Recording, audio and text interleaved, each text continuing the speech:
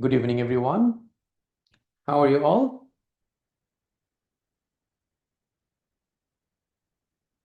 Very good, sir. Thank you. Thank you. So, welcome to First Aid AMC Clinical free 2-week sessions. Now, you had a trial class with me just a month ago, so before the Christmas, and we had a discussion about introduction of AMC clinical exam. And that class, we went through most of the important things regarding your preparation for AMC clinical. So, what we have discussed, so if any of you missed that session, I strongly recommend you to go into our YouTube and go through that session because that session is the first thing anyone who wants to prepare for AMC clinical should have an idea. So, we went through some of the important topics, especially what's the clinical examination structure. So just to recapitulate what we have done, because many of you might haven't been in that class, so that you understand what I'm discussing. So the recapitulation of that particular class, mainly we discussed what's the clinical examination structure looks like, what's the passing score, how many stations we have got. So 16 stations, 14 scored station, and out of those 14, if you get 9 pass, then you pass the exam. So it's not very difficult, but again, the mode of exam, it's the situation of the exam make it so really hard sometimes.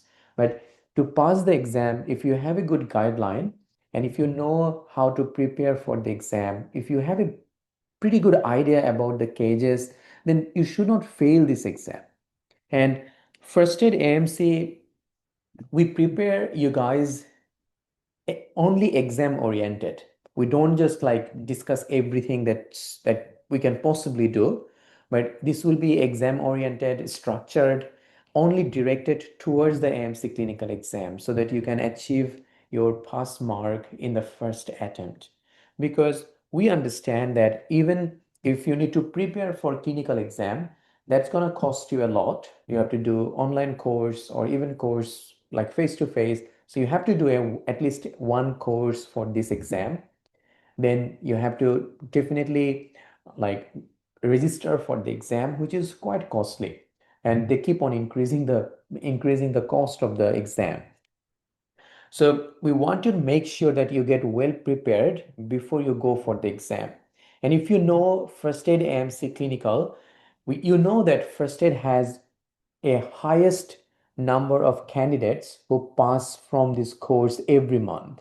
So you've got a huge amount of candidate passing every month, and most of them are first time attempt candidates. So we know it is not impossible. The problem that happens and we see time to time is when a candidate is not well prepared and they go for the exam thinking that they can pass. The second problem I find that many of them they don't do role play, so they don't know how to manage the time, or sometimes they don't have any idea that how to go step by step with the questionnaires, how to look at the task. So some of the candidates they just go for the exam, don't have any idea about the approach, about the step, anything. So that's definitely is gonna be a fail. There are candidates who are half prepared, so they are not like fully prepared, but they still go for the exam. They fail the exam. And then there are candidates who we see pass the exam are they are very well prepared. When they do role play with us in the class, we know that this is the person who is going to pass the exam. So there is a difference that we can see between a past candidate and a candidate who failed. So I want you to make sure that you are at least 70% prepared for the exam. No one will be 100% prepared, but if you are 70 to 80% prepared and you are happy with how you are doing the role play, then you can go for the exam. This is not an exam where you can just go or you can just see how you do. If you don't know the step, if you don't have a guideline, if you don't have a structured format, there is no way you can pass this exam. But knowing the structure, knowing the important cages, knowing the topics, that makes the difference. And on the top of that, you have to do a lot of practice, so a lot of role play, and also do a lot of practical examination, which means the physical examination. You have to also practice almost every day with someone. If you can do that, this exam is possible to be, it's not impossible to pass. A lot of people are very scared, and people love to make sure that you guys get very scared about this exam. Exam is not that difficult if you know what to do.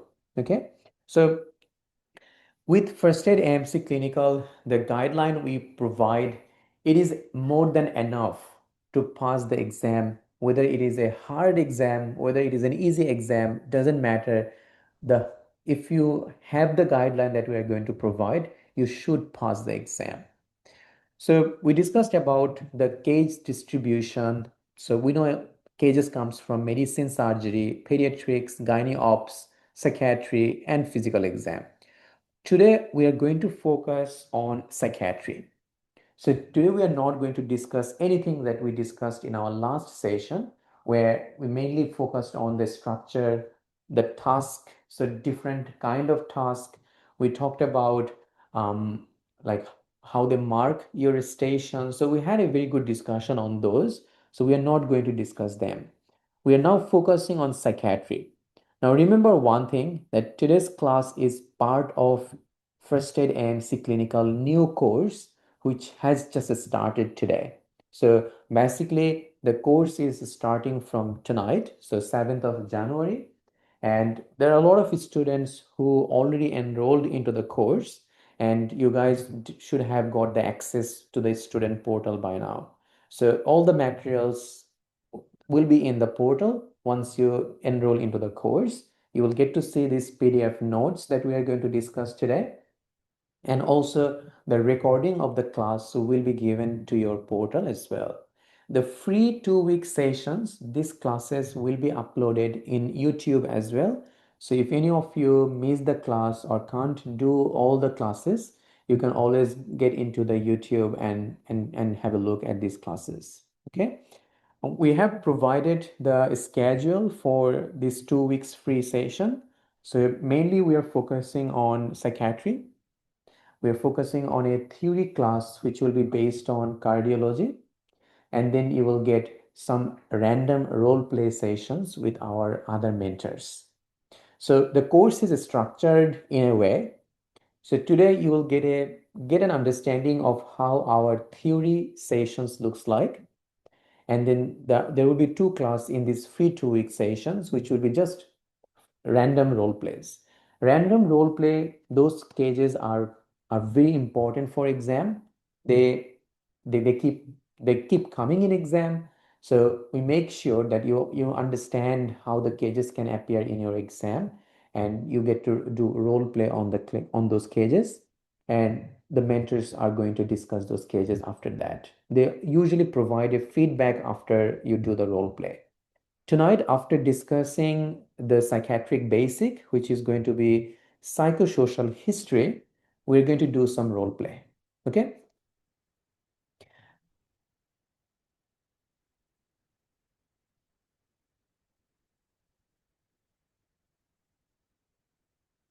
And at the end of the class, we will have a interaction between you and me, and you can ask any questions about the course if you have. We will have a bit of a discussion as well. And for this class today, if you have any queries, feel free to write it in the chat box. I always keep the chat box open. So if you have any questions, anything that you don't understand, write it in the chat box and I will definitely answer you. Okay? Keep yourself muted for now, just to make sure there is no background noises. All right, let's start the psychosocial history. This is going to be an interesting class because many of you don't have much of an idea about this kind of psychiatric cases. So the Right. the first thing about a psychiatric case is knowing the basic, knowing how to take a history from a psychiatric patient. So how usually the cases will look like? Let's say a 32-year-old man is brought to you by one of the relative, because there is some sudden change in his behavior.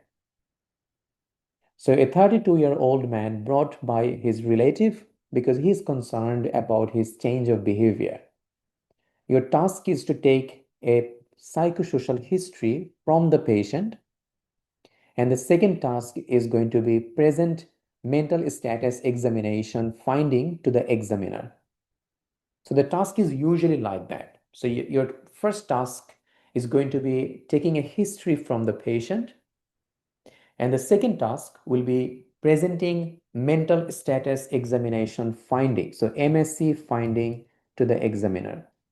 When this is a case of MSC finding, then your history will be completely focused on MSC.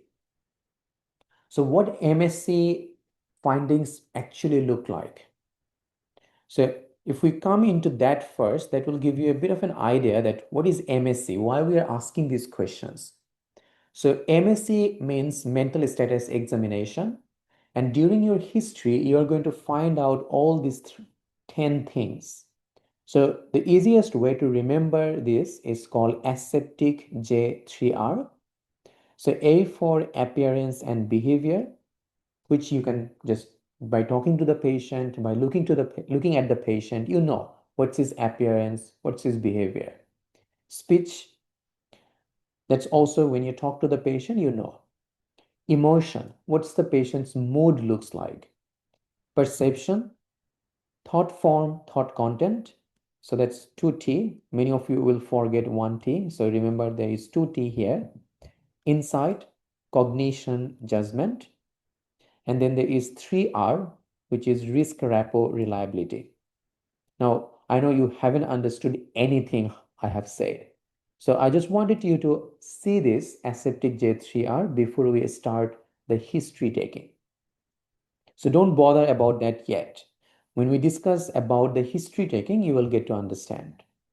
So our first task in here is to take a history from the patient.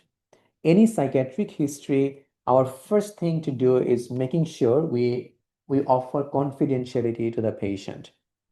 Confidentiality is the number one thing that an examiner will look for. If the examiner finds out that you haven't given any confidentiality to the patient, then that's not going to be a pass station. It's that much important. A psychiatric history without confidentiality is not a pass mark. So be very careful. Any psychiatric history, make sure you give that confidentiality statement. So how we are going to start this kind of case? So it's a challenging case because patient will not be very cooperative most of the time. So you need to make sure you are calm and you don't get distracted. You keep your format in your head and don't let the patient distract you.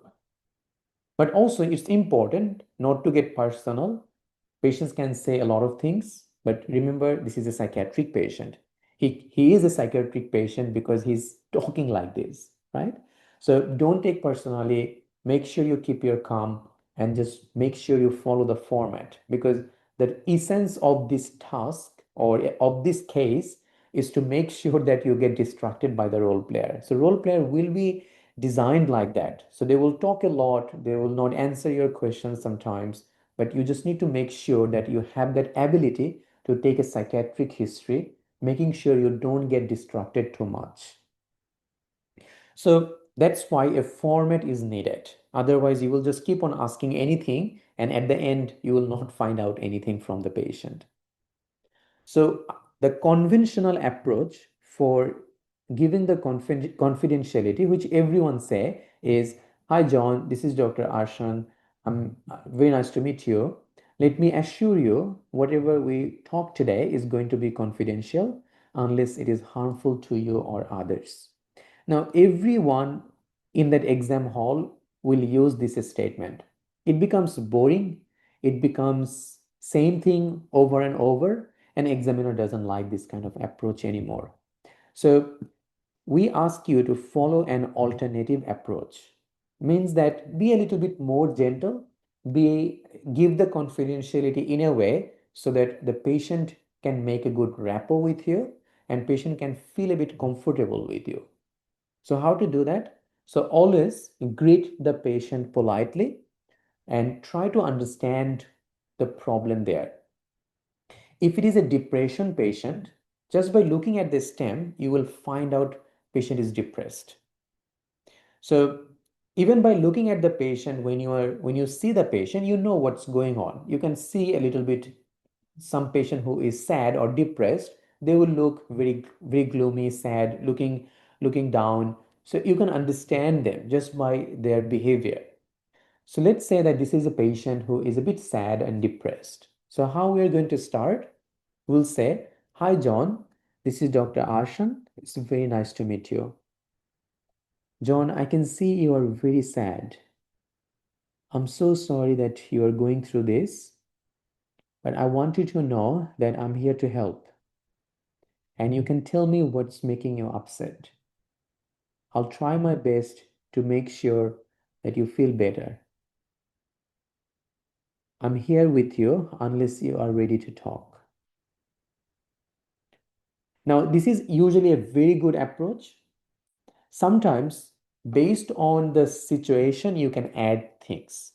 So you can always say that, "John, this is a safe space, and I get to know a lot of patients' history. I get to learn about a lot of patients' life issues. I want you to know that this space is free, and you can talk about anything that's upsetting you. And if I know what's causing this issue, I'll try my best to take you to the right direction. I want you to know that whatever we are discussing here is confidential unless it is harmful for you or others." Now, you have to say that line. You have to say that this is confidential. It's a safe space. You can talk about anything. There is nothing you can say which will make me feel just about you. There is nothing that you need to feel embarrassed about. So you can use anything that you like, but it has to be something reassuring, comforting for the patient. Okay, so in here I will start exactly like this. Remember, if you remember our last session, your approach to the patient carries a mark in the exam. So every case you are going to do will have a mark in your approach. And our candidates, they always get 6, 7 in the approach, just because we make sure your approach is very good. Because I would hate for a candidate to fail because of their approach. And every candidate, especially the first time candidate, they're one of the most common reason of failing the case is because of their approach, because they don't care. They think like this is a simulated patient, this is not a real person, so there is no need of showing empathy to this patient. But this is where you are getting tested. This is the number one thing an examiner will look for, that are you empathic to a patient who looks sad, who is crying in front of you, or you are just thinking it's just like a one patient to you and you get to see your next patient after that. It's not it. You need to show to the examiner that this is a real patient that you're talking to. This is a real person who is sad and gloomy, and you will try your best to offer that comfort so that the patient can open up to you. If a patient is not opening up, it's your fault because you're not able to make that person comfortable. It's not their fault. Okay? So if you find out that it is a bit hard, patient is not talking, not giving you anything, it means that you are not saying things right. So try to use this kind of sentence. Say that, "John, I can see you're very sad. I'm so sorry that you're feeling this way." Now see the change of my tone, change of my voice. If you just say this line, "John, I can see you're very sad. I'm so sorry that you're feeling this way, but I want you to know that I'm here to help." Now there are candidates who do that. When I do role play with candidates, I get to see this. So I see that they talk like a robot. They don't have any empathy. They don't show any empathy. But if you do that in your exam, there is no way any examiner can pass you. So you need to change your tone, change the voice, change your body posture. So everything that you are doing, your way of talking, your way of delivering something, conversation, everything should show what you are saying. It should mean. If you're just saying things and it's not meaning, That's not actually anything. Okay, so exam is not always about finishing the task in time. Exam is about, are you a good doctor? Exam is about, are you a kind, polite doctor? That's what exam looks for. And that's why most of the candidates fail this exam, because most of us, we like, especially in Southeast Asian country, you are designed in this way that you will see hundreds of patients in a day, and you don't have the time to ask the patient, how are you? Your first question to the patient is, what's your problem? Okay, right? So that's how you start. Now, that's not what you can do here. You will never see 100 patients in a day in Australia. You will most likely see maybe 15, 20, max 30 patients. So you will have time to talk. So the exam will look for whether you are just here to pass the exam and delivering what you have learned, or you're here and you are a very good doctor who can work in Australia. That's all about this exam. And why the people fail this exam is this is the number one reason. So you make sure that you have a very good empathy, you have a very good way of starting a case. That's what matters a lot. So you start in this way, and you can always say that, John, this is a free space. You can talk about anything that's making you upset. There is nothing that will make me feel just about you. You don't need to feel embarrassed about anything. I'm here to help. So, John, would you please tell me what's going on? I want you to know that this is confidential between you and me, unless it is harmful to you or others. So, John, could you tell me what's happening with you? So always your first question should be always an open-ended question, because open-ended question, the exam role player are directed that when a candidate asks an open-ended question, give this information to them. Now, if you don't do that open-ended question, the likely chance is that you will miss that information, which can be vital for your next question or vital for even diagnosing this patient. So always start with open-ended questions. So could you tell me what's happening with you? Could you tell me what's making you upset, John? Okay, so John will give you some idea, and then you start your format. Your format start like this. So your first question will be, John, how is your mood these days? So remember aseptic J3R? This is emotion. In the emotion, we had mood. That's what we are asking here. So how is your mood these days? Anything they say, try to write it. So you will get a pen and paper in front of you in the exam. Anything that you get from the patient in terms of aseptic J3R. So when you go into this kind of case, you just write aseptic J3R on the paper. And then let's say emotion patient said, I feel very sad. So just write very sad, because you need to mention that during your MSc finding. Now, any psychiatric case, patient said, I feel very sad. What should be your next question is how long you are feeling this way. So it's always important to know the duration, because if we need to diagnose this patient, let's say sad patient, we're looking for depression. To have depression or major depressive disorder, we need at least these symptoms for 2 weeks. So duration will be important. So how long you are feeling this way. Then we want to rule out any bipolar. So any times your mood get unusually high, that you feel really good, or you feel euphoric. So in bipolar patient, their mood goes up and down. So they feel sad most of the time, but sometimes they feel top of the roof. They feel really good, unusually high. So you can ask anything. So anytimes your mood goes unusually high, or you feel unusually happy for a few days. If patient says that, then your mind should click that, well, this might be a case of bipolar. After the mood question, we go to sleep and appetite. So how is your sleep and appetite? Anything that you find abnormal, you need to ask a little bit more detail about it. Let's say patients say, I can't sleep these days. Then you need to find out that is it difficult to fall asleep, or are you waking up early in the morning? So difficult to fall asleep, that's usually for anxiety patient. But in a depressed patient, they will say that I wake up in the early morning, and then your next question can be that is it difficult to get back to sleep again? Patient will say yes. So depressed patient, they wake up early in the morning and then they can't get back to sleep.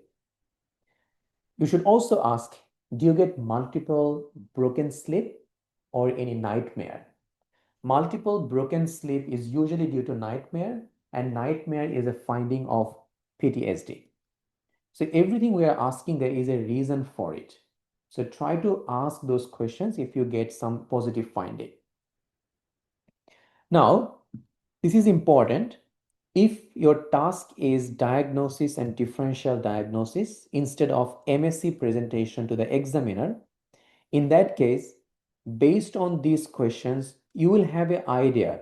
If it is a depressed patient, you need to add relevant questions based on the presenting complaint. In a depressed patient, you will need to ask all the M-Psych caps for depression. If you think this is a patient who might have mania because he feels really high at the moment, in that case, we will go to the DIC fast. Now, these mnemonics are mainly for all the symptoms these patients can have, which we will discuss later on, not today. Okay, just to give you a quick idea that M-Psych cap is for depression. How would we know? So if it is a case of MSc presentation, then there is no need to go into that because we are not going to have that much time. But if it is a diagnosis differential case, you need to ask all the depression related question. So in a depressed patient, we have mood. So patient will have low mood, which you asked already. Sleep, they will have insomnia, which you asked. Eye, they will have loss of interest. So we will ask that question. So do you feel, do you enjoy things that you used to enjoy before? Patient will say, no, I don't like to do anything. I don't feel interested about anything. G for guilt. So do you feel guilty about anything? E for energy. Do you feel very tired and fatigued these days? A for appetite, which we asked. Any loss of appetite, any loss of weight. P for psychomotor retardation, where patient will say, I get slowed down. So have you slowed down on things? So patient will be very slow in everything. And S, which is very important, is the suicidal thought, which we will ask in psychosocial history anyway. So M-Psych caps is only needed when you are looking for a diagnosis like major depression. Otherwise, forget about it. All right. Now, let's not go into that detail yet because you will have other psychiatric class when we can discuss them. Now, we asked mood, sleep, appetite. The next question is suicidal thought. Do you think life is worth living? Now, if patients say yes, we are good. That means patient doesn't have suicidal thought. If patients say no, then we need to ask few questions. So do you have any current thoughts of harming yourself or others? Any definite plan to commit suicide? Do you have any access to weapon? Any previous suicidal attempt? Okay, so if you get any positive finding like yes, I have suicidal thought, then we are going to ask all these questions. Do you have passing thought of harming yourself or others? Any definite plan to commit suicide? Any previous attempts? So far, as part of the psychosocial history, we asked mood, we asked sleep and appetite, we asked suicidal thought. Okay? Then your next question should be, now I am going to ask you some screening questions that may seem quite strange to you. Is that all right? Now, always before asking the schizophrenic question, so hallucination, delusion, This question sometimes patient can get a bit just. Patient can feel confronted or they feel embarrassed when you ask these questions. So to make sure they don't feel that way, we always say, I'm going to ask you some screening questions which can be a bit strange. Is that all right with you? So you make them prepared for this question. Your next question should be hallucination question. So do you see, feel, or hear things that others don't? So this is the perception in aseptic J3R. Remember? Acept. So that's the perception, which is basically hallucination. So do you see means visual hallucination, feel tactile hallucination, hear auditory hallucination. Just one question is enough. After the hallucination, we'll go to the delusion. As part of aseptic J3R, the T is thought content and thought form. So thought content is nothing but delusion questions.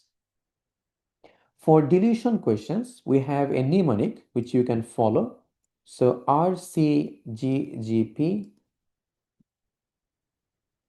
In RCGGP, we have got delusion of reference. We have got delusion of control, delusion of guilt, delusion of grandiosity, and paranoid delusion, or the same thing is psychiatry delusion.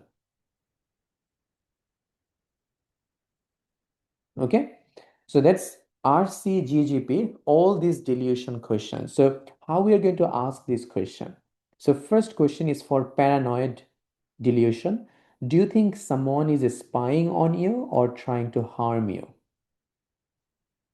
Okay, so if patients say, I think someone is spying on me, I think someone is trying to harm me, that's the time we will think of paranoid delusion.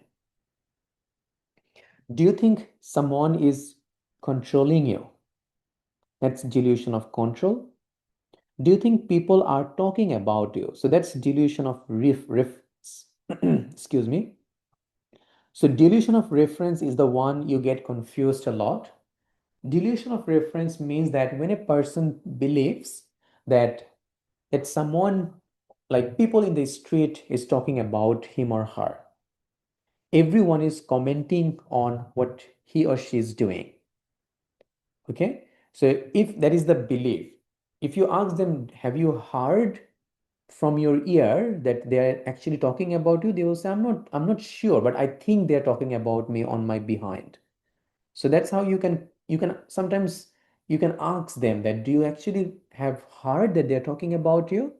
Then they will say, I'm not sure, but I think like they're talking behind on me. Everyone is commenting on whatever I am doing, wherever I'm going.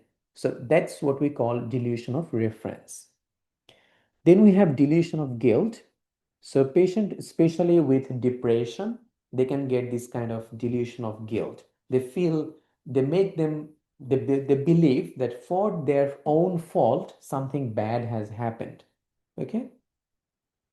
And then we have delusion of grandiosity, where especially for mania patient, they have this delusion of grandiosity. They feel that they have some special power, like they think they are president of the country, or they think that they are messenger of God. So they have this thinking that they have some special power.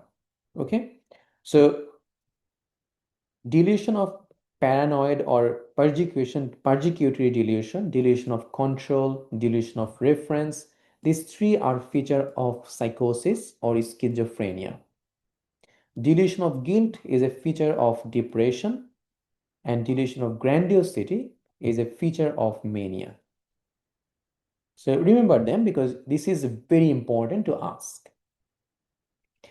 Along with those delusion questions, we also ask this question like, do you think someone is inserting or withdrawing thoughts from your mind? So this is called thought insertion or thought withdrawal, which is also another kind of delusion. Do you think your thoughts are being broadcasted in TV, radio, or newspaper? So this is called thought broadcasting.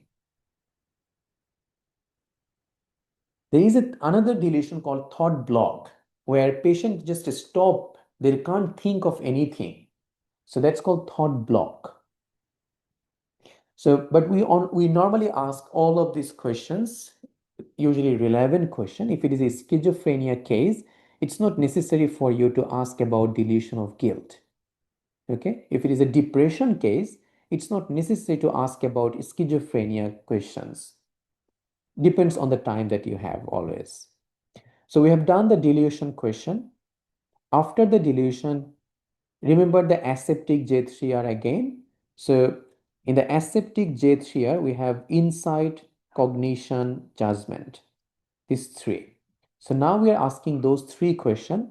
For insight, do you think you need some medical help? Or do you think you need some professional help? Patient with schizophrenia, they will say, no, I don't need any help because they have loss of insight. Whereas if it is a OCD patient, obsessive compulsive disorder patient, they will say, yes, I think I need some help because they have insight. Then we have judgment. So for judgment, you just ask the patient, let's assume there is a fire in this room. What will you do if that happens? So patient whose judgment is all right, they will say, I will just run. Especially a sane patient or sane person will say that I'm going to run if there is a fire in this room. But a actively psychotic patient will say, I'll not do anything, I'll stay. Then we have cognition. When we assess cognition, we assess whether a patient is oriented to time, place, and person. So three questions for cognition. So for time, do you know what is the day today? Do you know where are you? Do you know who I am? So where are you is for the place, what's the time or what's the date today? That's the time. And do you know who I am? That's person. So that usually will be enough for enough information to give the MSc finding to the examiner. After this is just like finishing up the history if you have time. If you don't have the time, then you just need to wrap up the history very quickly and go to your next task. All right. So what we ask after all these questions, any psychiatric question, heads assessment is usually one of the most important thing to ask. So in heads assessment, we get to know about the patient's home situation and work situation. Okay. Now in the H is for home. So we ask the patient, how is your home situation or who do you live with? Is there any stress at your home? Do you work or you study? So E for education, A for activity.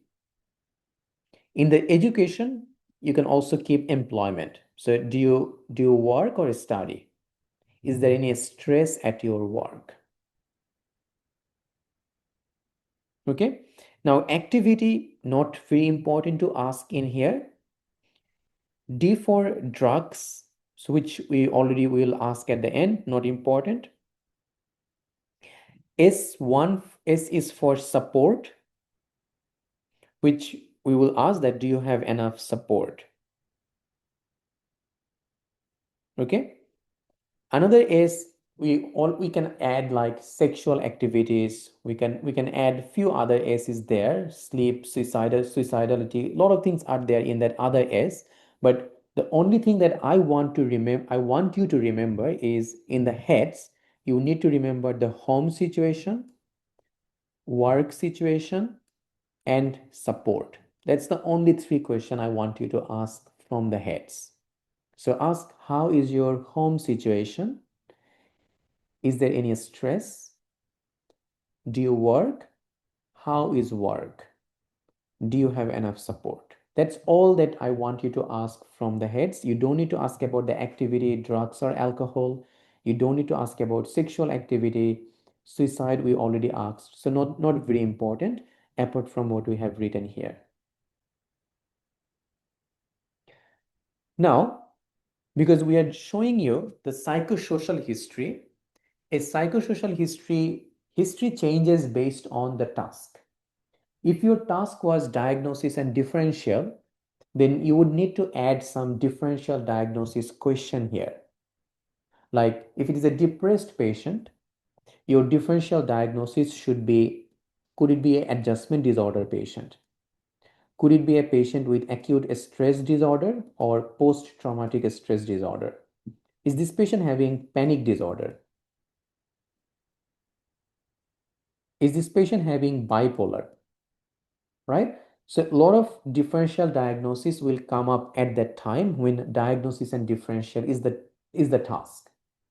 So in that kind of case, we add some questions to rule out this differential diagnosis, such as for adjustment disorder. Now I haven't written that in here because it's not important for you for this particular kind of case. But let's say there is a task where you need to take a history from the patient and then give the diagnosis and differential. In that particular case, after asking all the other questions, you will need to come to these extra questions. So for adjustment disorder, we will ask that have did you have anything or anything recently happened that can make you really upset? We know that in adjustment disorder, patient usually have a lifestyle stress, like maybe a recent separation with the partner, maybe a breakup with the boyfriend girlfriend. So something happens, and in response to that, patient had a intense anxiety and sadness. So there is always a stressor there to have a adjustment disorder as part of your diagnosis. Then ASD, PTSD has some specific diagnostic criteria. They get nightmare, they get flashback, they have avoidance of those activities or scenes. They are hyper vigilant. So we ask all those questions in that patient. Same with the bipolar panic disorder. So we will add questions based on the task. Okay, we will discuss that later on in the course, but not today. But I'm just giving you an idea that how to change your case or how to change your history based on the task. After that, we have SADMA. SADMA is a mnemonic for basically smoking alcohol, any regular medication, and so D is for diet, which we don't ask, medication, and A for allergies. So, and you can also keep the D for any other illicit drugs. So we always ask that in psychiatric case, do you smoke or drink alcohol? Any other recreational drugs? Why recreational drug is important for a psychiatric case? Anyone?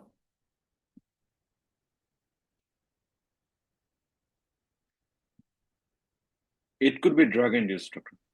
That's right. Very good. So the case can be a drug-induced psychosis. So it's very important that we rule that out before we do the diagnosis of schizophrenia.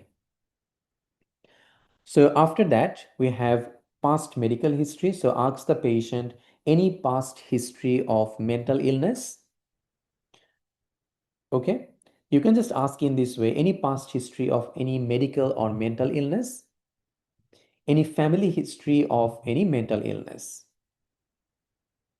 Sometimes, if we have time, we try to rule out some organic causes because there are few organic causes which can mimic psychiatric presentation, such as hypothyroidism.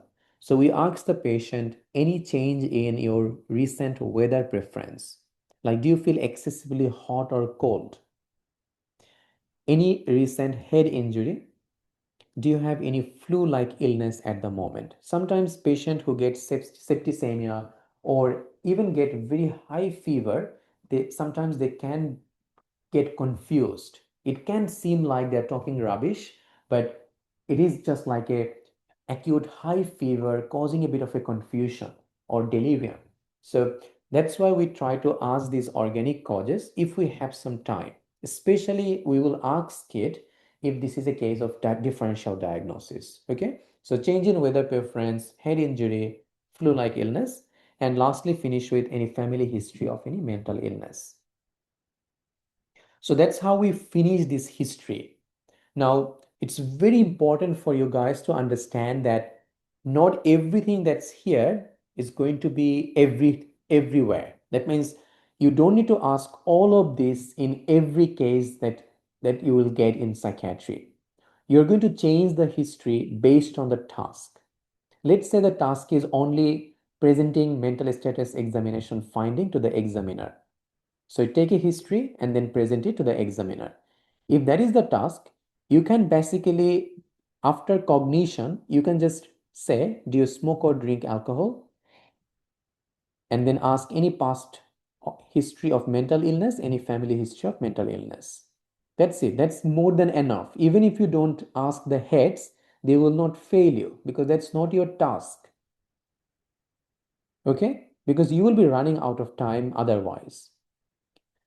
If it is a case of diagnosis differential, not MSc presentation, then you will ask all of these questions in that case. Does it sound okay? So to recapitulate everything, so in a psychiatric history, you start with the confidentiality statement. Then you ask an open-ended question, ask the patient what's going on, what's making you upset. Okay. Then you go to mood, sleep appetite, suicidal thought, hallucination, delusion. You ask about insight, cognition, judgment, and then depending on the task, you can add heads, you can ask differential diagnosis question, SADMA, past medical, and family history. All right. So that's basically your psychosocial history. Do you guys have any questions so far?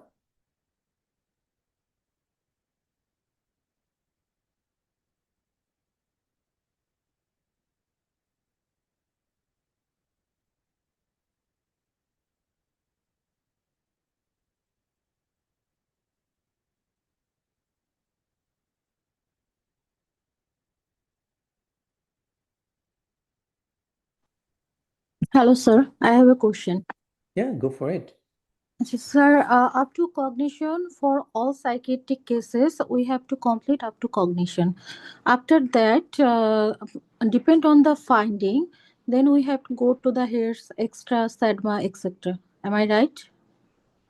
Not really. The thing is, Dr. Omi, you have to just find out what is your task. If the Okay. task is presentation of MSc to the examiner, then you can finish after cognition with just few other Okay. Okay. questions. Okay. Okay. If the task is not a MSc presentation, but give diagnosis and differential to the patient, then you will be asking all these questions. Okay. Okay, sir. Thank you. Thank you. All right, so moving on to the MSc format. So this is your MSc format, what we are actually asking. So aseptic J3R. So your first task was taking a psychosocial history from the patient. You have done that. You will thank the patient, say, thank you so much, John, for all the information. I'm just going to the examiner and then I will come back to you. So you always don't just stop. Say thank you and say, I'm going to my examiner and I'll come back to you. Okay. Then you turn towards the examiner and you present the finding to the examiner. So the finding that you have got from the history will be this format. So when you present MSc to the examiner, you will follow this format and you will give all the findings accordingly. And that's why I said that when MSc finding is the task, then write this aseptic J3R. So ASEP. So just write it very quickly in front of you, the paper that you will have. And any finding you get, just quickly write that if the patient has any suicidal thought, any perceptual problem, any delusion. So just write it because when you are presenting the finding, this usually helps a lot. If you don't write, there is a chance that you will not be able to remember all the findings and you will miss some key points. And the key step in this kind of MSc presentation is the MSc finding that you are giving to the examiner. It's not the history, rather the finding that you are giving to the examiner will give you the pass or fail mark here. So the finding should be nice and accurate. So how we do that? Like how we are going to say this to the examiner? So you'll say, dear examiner, I'm going to present the mental status examination of my patient. Let's say John, a 35 years old, brought by his partner trying to hang himself in the garage. So whatever presentation is there, you'll say. So you'll start with a brief introduction and then you will start the aseptic. So you'll say in terms of his appearance and behavior. So when you talk about appearance and behavior, we look at all of these things. How is the dress up? Is he dressed appropriate to the weather? Is he well groomed or unkempt? What is the facial expression of the patient? Does he look anxious, fearful, or scared? Does he look sad, angry? Does he look relaxed? Is there any masked or expressionless face? So all of this you can see when you are talking to the patient. So facial expression is a good thing that you mention in the appearance. Is the patient cooperative or not? Is he maintaining eye contact? Very important. A depressed patient usually will not maintain eye contact. And is there any abnormal body movement or posture? So what are the abnormal body movement that we can find? The abnormal body movement, if a patient is sitting in a stooped posture, it suggests depression. If the patient having frequent fidgeting, like it's moving around, likely it's an anxiety patient. Looks very restless, agitated, could be mania. Sometimes schizophrenia patient will look a bit distracted, and you will find out that they're looking at different parts of the room as if they can see someone or as if they're hearing some voices. So if you see it's a schizophrenia patient and they're pretending to look at the ceiling or looking somewhere, not looking at your eye, but looking somewhere in the room and trying to give you the finding that they're hearing some voices. In that case, you will say patient looks distracted at times and seems to be responding to some unseen stimuli. Unseen stimuli is those voices that patient is giving to you. If there is any abnormal movement like tics, any other involuntary movement, any tremor, anything that you find abnormal, you can always add it in here. So appearance and behavior is super important. If the role player is giving you some finding and you miss that, it's not a good idea in this kind of case. So let's say patient is not maintaining eye contact and you missed that during your MSc finding to the examiner. That's not a very good idea because it means that you were not even looking at the patient. So you'll comment on if he is well dressed, if he's dressed appropriate to the weather. Is he well groomed, unkempt? What's his facial expression looks like? Is he cooperative? Is he maintaining eye contact? Is there any abnormal body movement? Okay. After the appearance and behavior, our next one is speech. So when you are talking to the patient, you know the speech. If the speech is normal, like they are just talking like a normal person, you can say the speech is normal in rate, volume, and tone. So there are high-pitched tone, there is normal tone, and low-pitched tone. There is high volume or high volume tone, patient is talking very loudly, or normal volume or very slow volume. Loud volume is usually a finding of mania, whereas slow volume is usually a finding of depression. Rate. If you get a patient with a rapid pressured speech, they're just talking and talking, they're just moving from one topic to another, that's mania. where we get a rapid pressured speech. Whereas patient just talking with pause in between, like just if you ask, how are you doing these days? Patient says, okay. So slow, monotonous, taking pauses in between, that's depression. Okay, so if the speech is normal, you can just say his speech is normal in tone, volume, and rate. But if you find anything abnormal, then you will say his speech is slow or slow and monotonous, and he's taking pauses in between. That's usually a finding of depression. If it is a mania patient, you can say his speech was showing rapid pressured speech and also loud in volume. In psychosis patient, sometimes we can get disorganized speech, which means that whatever they're saying to you, you are not understanding anything. So that's disorganized speech. Okay? Depressed patient has monotonous speech, which means that they don't talk much. They just answer question in the shortest possible way.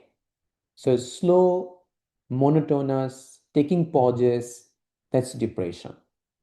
And we also can say poverty of speech because they're not talking a lot. All right, so speech is important, and usually you will get to understand the case just by talking to the patient. Next thing is emotion. So in emotion, we have to talk about mood and affect of the patient. So mood is what patient tells you when you ask the patient, what's your mood or how's your mood these days? Patient say, I feel very low. So then you will say, according to the patient, his mood is low. If patient say, I feel very sad, you will say, according to the patient, his mood is very sad. Whatever patients tell you, that's what you're going to say here. The affect is what you as an examiner or what you as a doctor observe. Sometimes even a depressed patient might not look very sad. They might smile. So that means that the affect that you are observing is not congruent with his mood. Okay? If a patient say, I'm feeling very sad, and when you're talking to the patient, you can see that this patient is actually sad. That's the time you will say the affect that you are observing is also congruent with his mood. A psychotic patient, when you ask the patient, how's your mood? Patient say, I'm okay, I'm feeling really okay. But is a psychosis patient actually okay? No. So although patient is saying okay, the effect that you are observing is not congruent. In that case, you will say the effect that I have observed is not congruent with his mood. Does it make sense, guys?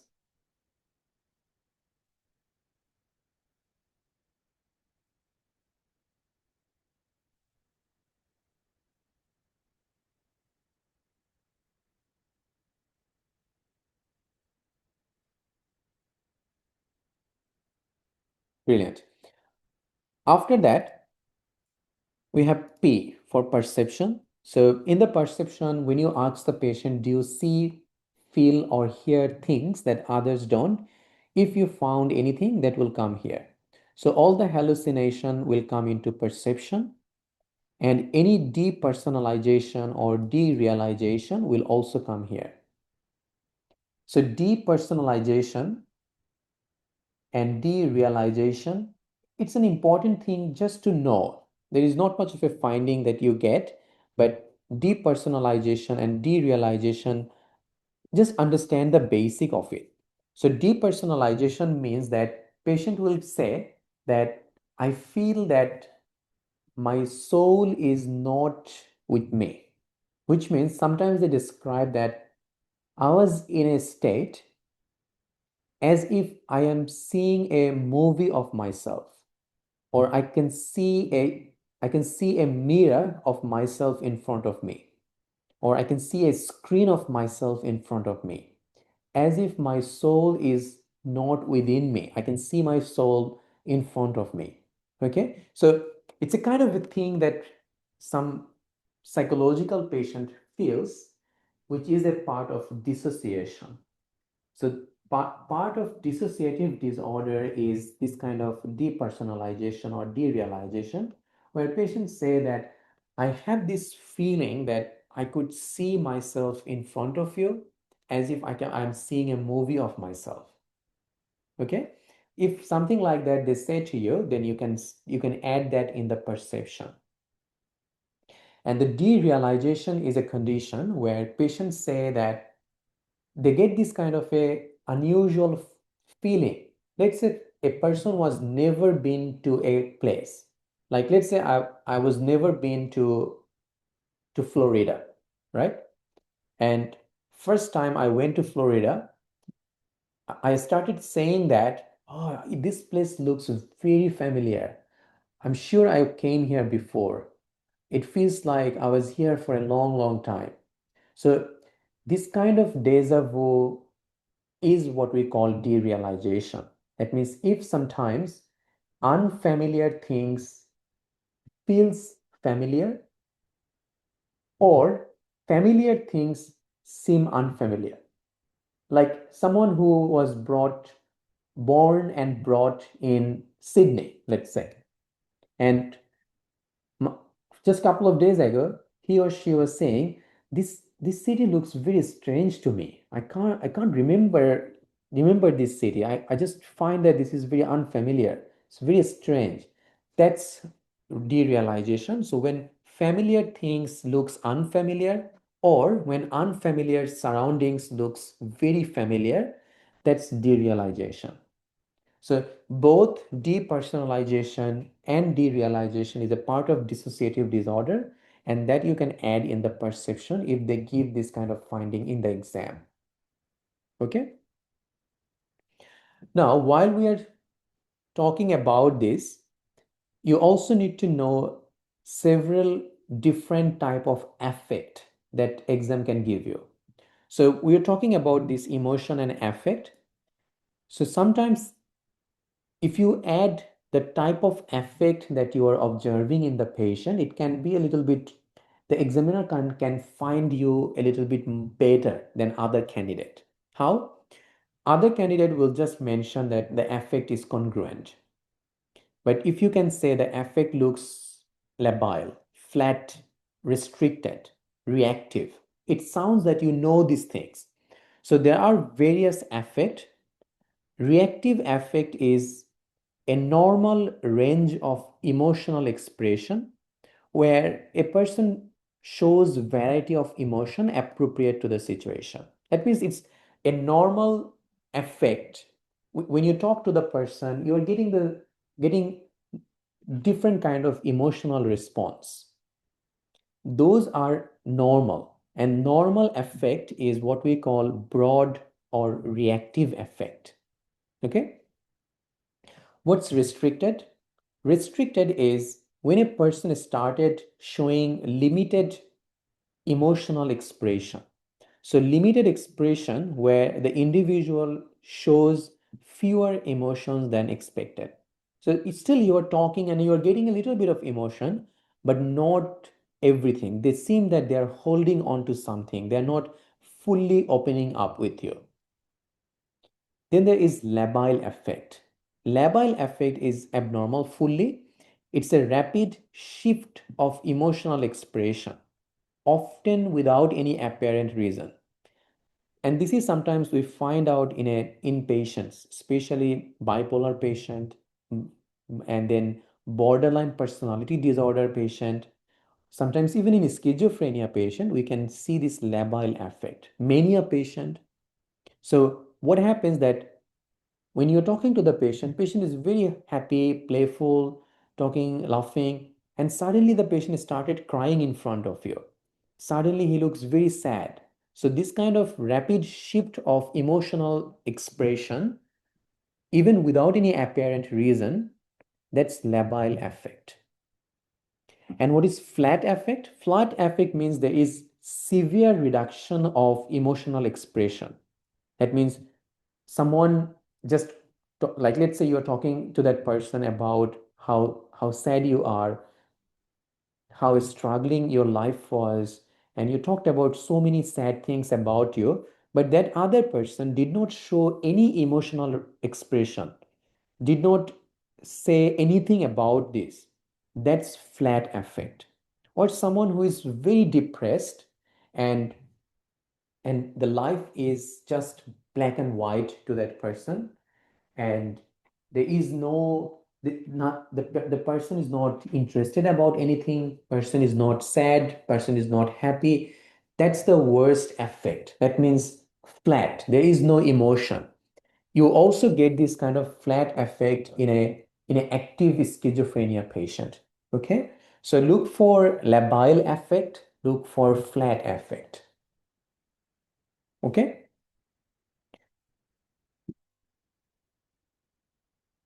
So we were talking about perception. After perception, we have two T, thought form, thought content.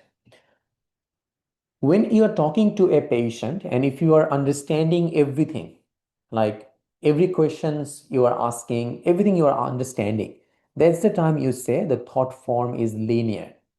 A linear thought form is a normal thought form. Now, even a schizophrenia patient can have a linear thought form because without answering your question, you would not get any findings. So if you see that a person is able to answer your question properly and you can understand them, that means their thought form is linear. And most of the time in exam, you will get a linear thought form. But there are some abnormal thought form as well, like loosening of association, which we get in schizophrenia patient, which also includes tangentiality, circumstantiality. What happens in loosening of association is schizophrenia patient who has this, they are in a very severe form. What they do that they jump from one topic to another and each topic doesn't have any association to each other. So they just talk and talk, but none of this actually makes any sense. So every sentence patient is saying, every sentence is different. It's not associating. So it's not connecting. That's why we also get disorganized speech in this patient because whatever they're saying doesn't make any sense. That's loosening of association. Like let's say you ask the patient, how are you feeling these days? And patient started saying, I went to movie yesterday. My mom cooked me today. That meal was delicious. Oh, I just read that novel. No, I have to go to this school to pick my daughter. Every sentence I am saying is different. It's not associating. And I still did not answer how I feel. When when you ask a question to the patient and they keep on saying different things, there is no association, and never answer your question, that becomes tangentiality, which is a type of loosening of association. But let's say you asked, how do you feel? Patient is saying so many things, but at the end, patient say, I'm feeling really good. So circumstantiality means patient talks and talks, but at the end comes back to the point. Okay, so now it's very unlikely you will ever get this in your exam because they don't make it that difficult, but in real life, we can find this out. Some patients with schizophrenia can have concrete thinking where you get the literal response to a question. How do you feel? Patients say, I feel with my fingers and nose, or fingers and toes, sorry. So when you get a literal response to a question like this, that's called concrete thinking. You can also get it in schizophrenia. So these are some abnormal thought form, but not very important for exam. How about flight of ideas? Flight of ideas is very similar to loosening of association, but we get this in mania patient. The difference between loosening of association and flight of ideas is in flight of ideas, even though they are jumping from one topic to another, each topic has a slight association. How so? If I give you an example of flight of ideas, what are you doing these days, Jennifer? So Jennifer says, oh, I loved that movie. I'm going to watch a movie with my mom. My mom adores me. So I'm still jumping from one topic to another, right?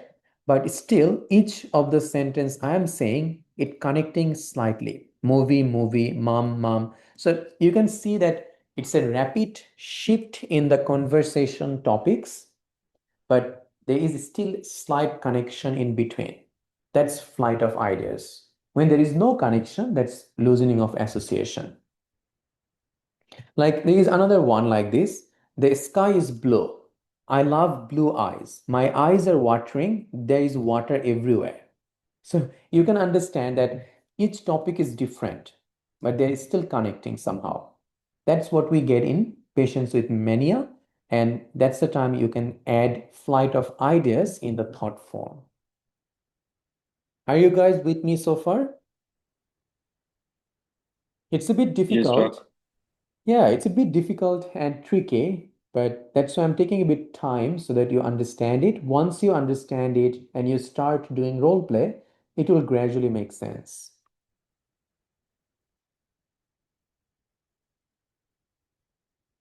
Great. So we did the thought form. The next thing is thought content. In thought content, we will add all the delusion. So any delusion findings you get, it will come here. Not only the delusion, any overvalued ideas, like in eating disorders, in body dysmorphic disorder, they feel that they are overweight, and that's why they start restricting their food. They start doing intense exercise. In body dysmorphic disorder, they are over consumed about their defect in their body. So those are overvalued ideas, which is also part of thought content. So we get cases like BDD, OCD, eating disorder in MSc presentation in exam nowadays. So all of this will come into thought content. Same obsession compulsion in OCD, it's a part of thought content. Any suicidal, homicidal thoughts will be a part of thought content. So in the thought content, it's not just delusion that we are going to say. We are going to add any overvalued ideas, especially for eating disorder patient or BDD patient. In OCD patient, obsession and compulsion, obsessional thought and compulsive behavior will come into thought content, and any suicidal, homicidal thought will also come here. Okay, so our 2T is done. Next, we have insight, cognition, judgment. So if patient is oriented to time, place, and person, you just say patient is oriented to time, place, and person. If insight and judgment is normal, you just say that insight and judgment is normal. If it is impaired, just say it is impaired. Lastly, we finish with 3R. So 3R, one is risk of the patient. So is this patient low risk or high risk? Low risk is patient who doesn't have any active suicidal, homicidal thought or any active psychosis.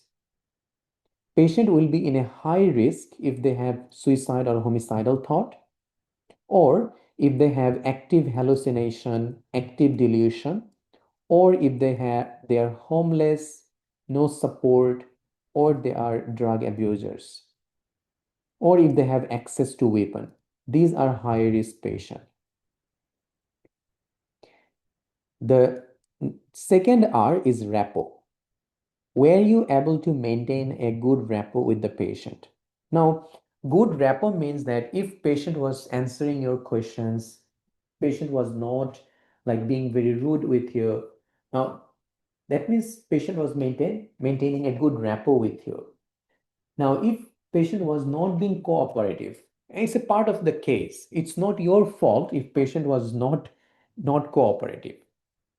And if the patient was not maintaining good relation with you, you will just say that patient was not maintaining a good rapport with me throughout the conversation. And that's fine because psychotic patient, mania patient usually will not have a good rapport with you.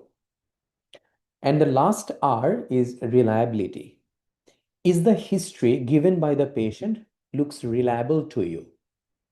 Remember, if the patient is psychotic or patient has high risk, that they're highly suicidal, homicidal, then their history is not reliable. Especially for active psychotic patient who has hallucination, delusion, their history is not reliable. You will say that you would like to take a collateral history either from a family member, friends, or whoever brought the patient to the hospital. All right, so that's how you're going to present the MSc to the examiner. Now, let me just give you an idea that how I'm going to say this to the examiner. Let's say we are talking about a depressed patient. Okay, so you'll say, dear examiner, I'm going to present mental state examination of my patient John, a 35-year-old brought by partner because he was trying to hang himself in the garage. In terms of his appearance and behavior, he is dressed appropriate to the weather, well groomed, but he looks sad and gloomy. He was cooperative with me, but he was not maintaining any eye contact. He was sitting in a stooped posture, but he was not distracted or he did not have any abnormal movement. So we do a positive negative mix. His speech was slow and monotonous, but there was no rapid pressured speech or disorganized speech. According to the patient, his mood was low, and the effect that I observed is congruent with his mood. There was no perceptual disturbance. His thought form was linear.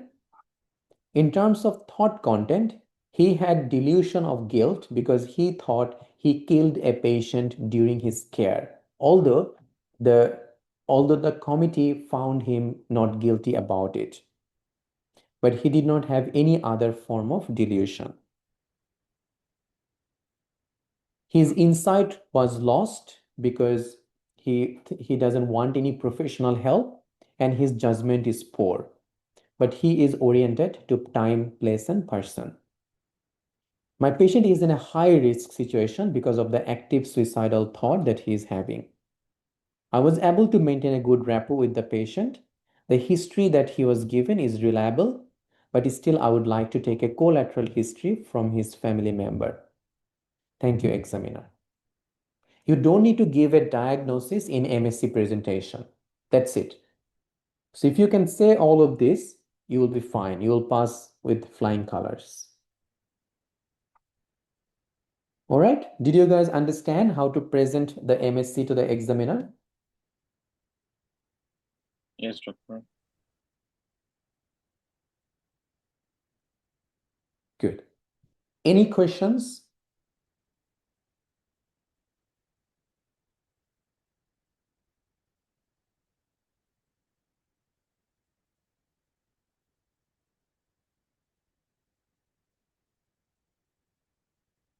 All right. Now, if you guys got the idea of this, I'm going to try to do a role play on a case, and you can understand how you can do how actually it will work in the exam, how to do it in the exam. All right. So just give me a moment.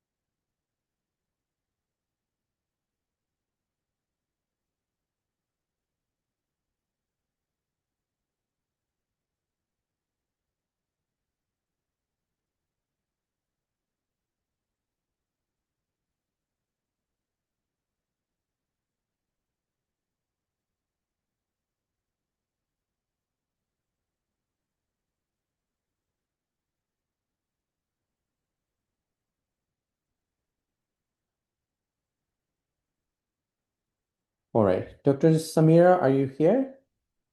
Hi, Dr. Arshan. How are you? I'm good, thank you.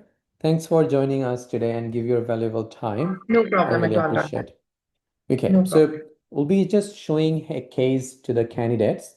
And so what we're doing, Dr. Samira, is you'll be so I'll be the role player, Mm-hmm. and you will be the sorry, how it's gonna work. So I'm going to do the case and you're going to give me the finding. I'll be the Okay, candidate. sure. Okay? Got it, doctor. So you'll be the role player basically. Okay. Okay.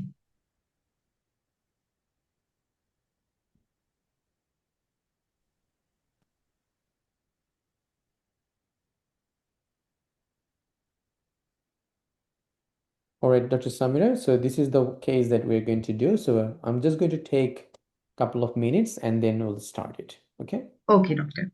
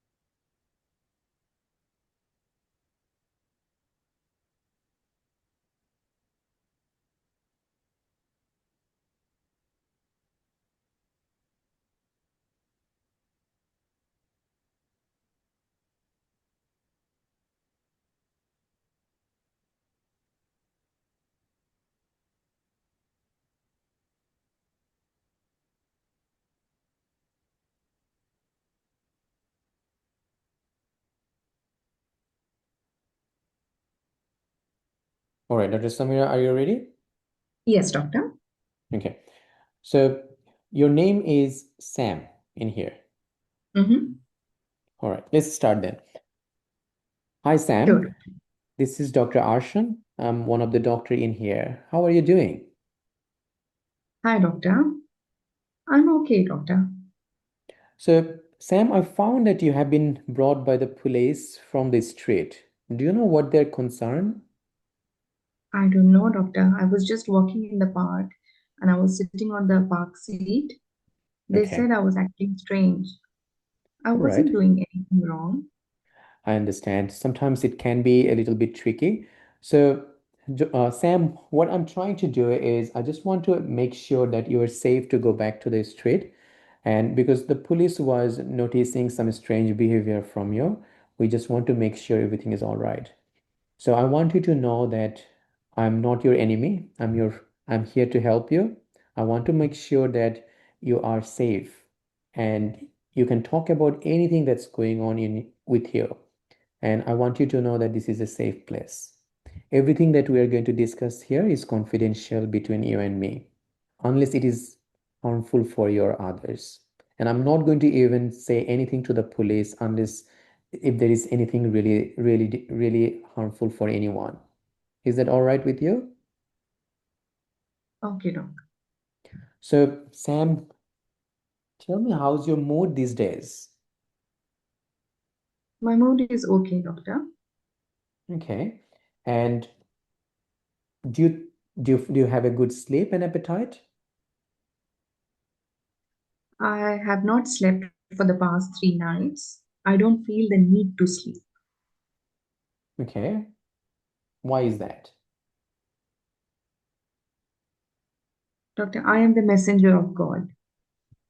I'm getting the messages that I need to save the world. So I'm on that Hmm. mission now. Okay. That must be very stressful for you. So how long you're feeling this way?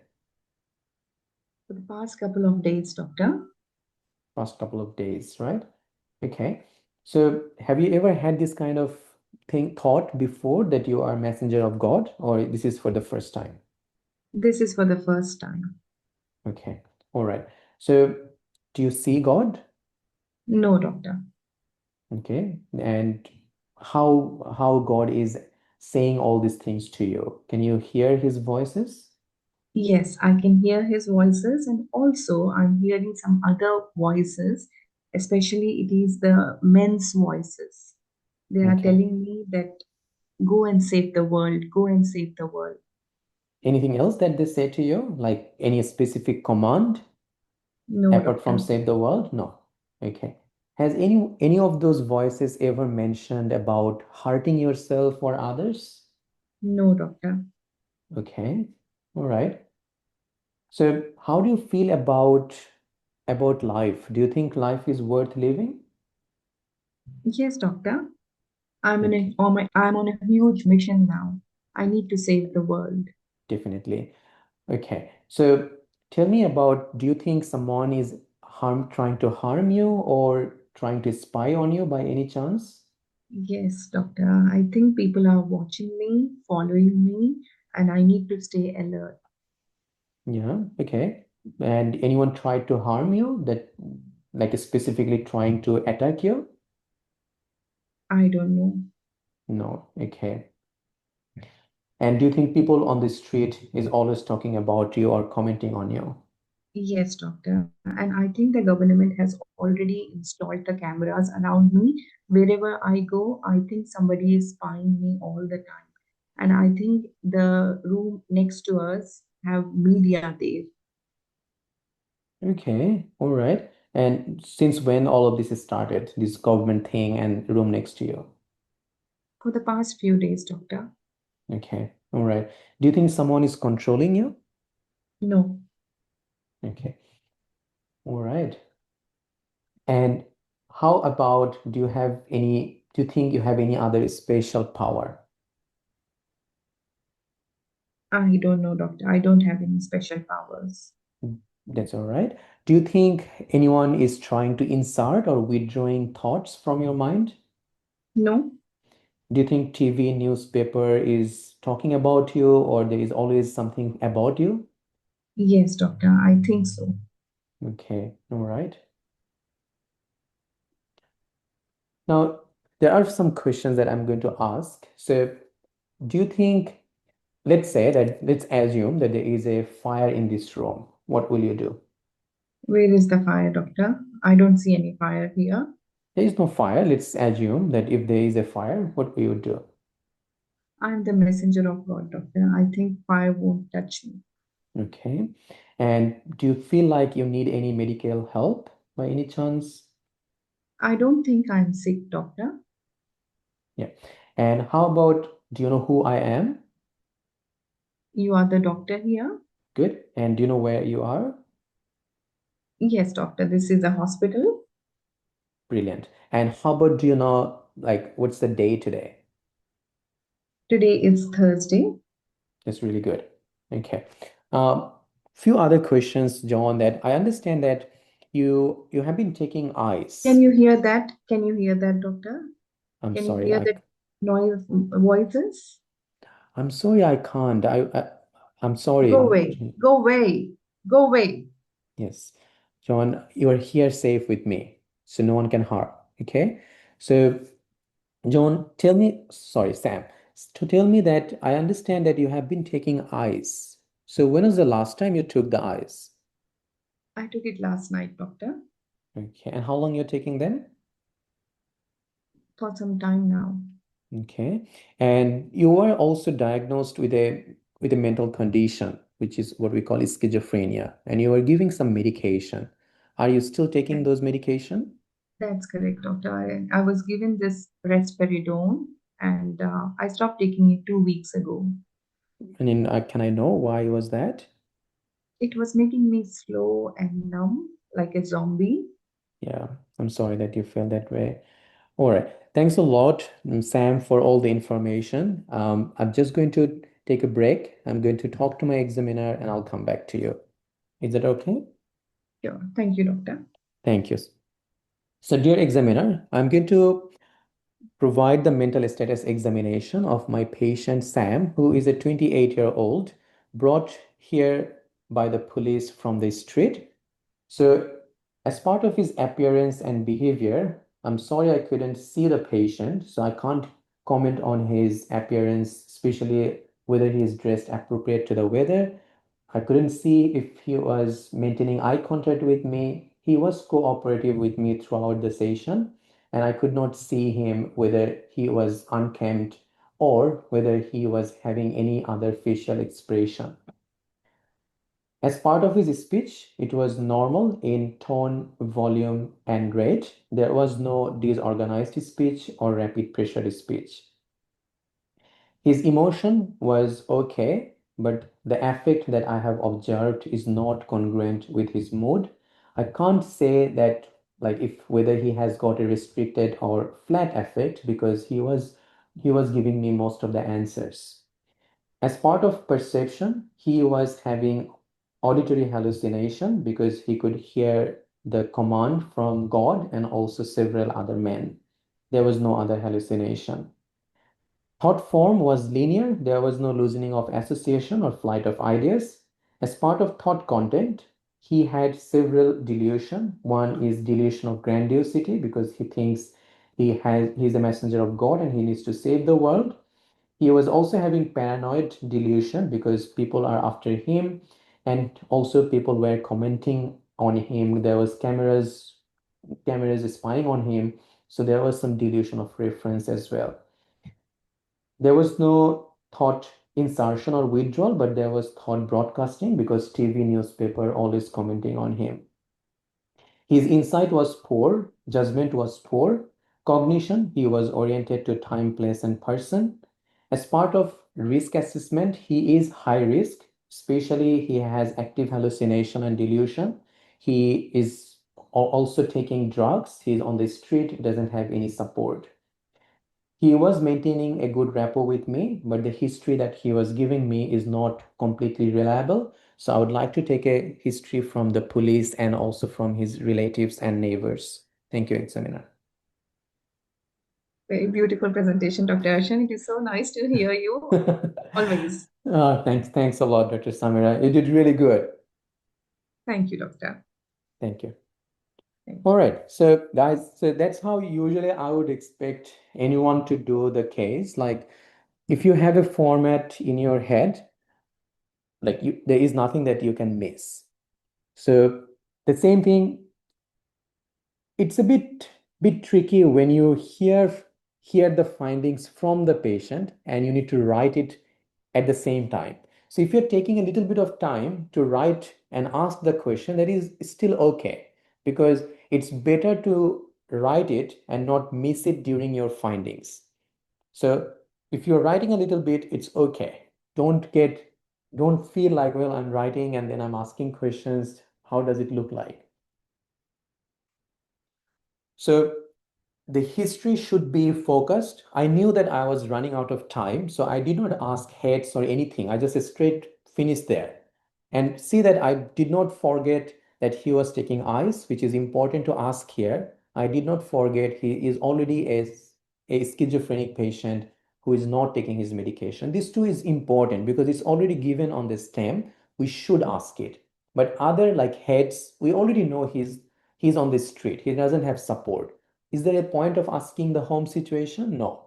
So something that is not really needed, asking them is just going to waste time. Rather, if you use that time to do your task, it will be much better. Okay? So did you guys get it? So first of all, appearance, you can't comment here because you're not seeing the patient, but in real exam you can. So you will need to comment on everything. Speech in this patient, it was okay, right?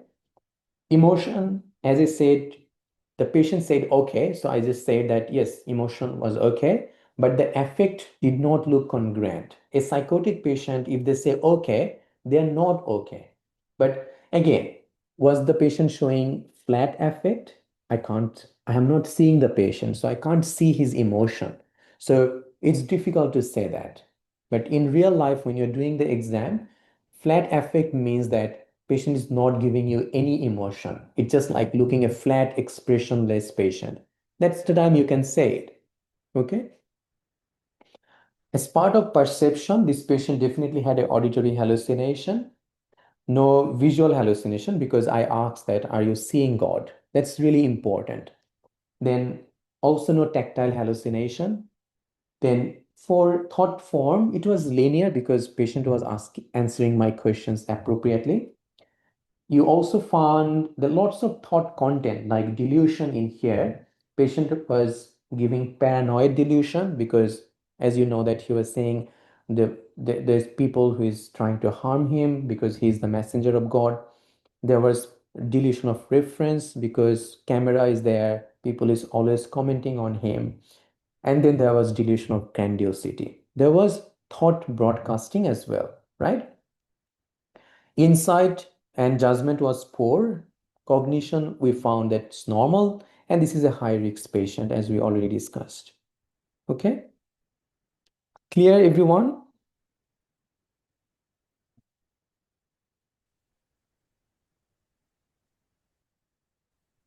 Dr. Arshad, can I ask you a question, please? Yeah, definitely.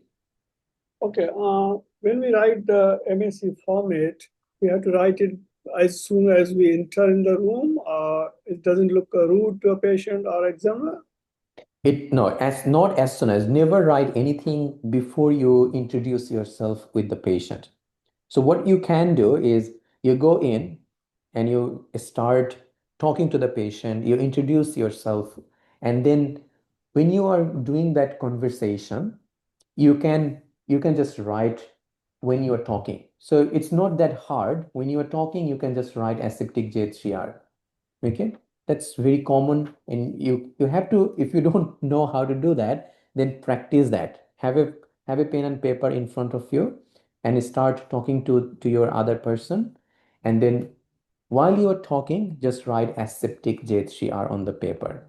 That will be enough. Now, if you feel that you can't do that, the other way is just saying that I'm going to just write few things on my paper. Please excuse me for a few seconds.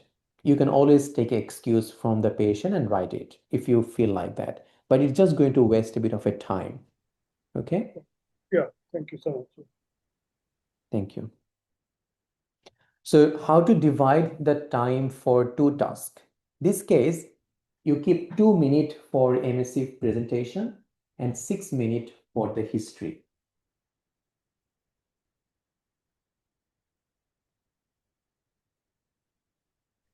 Hello, Dr. Roshan. I have a question regarding the MSc.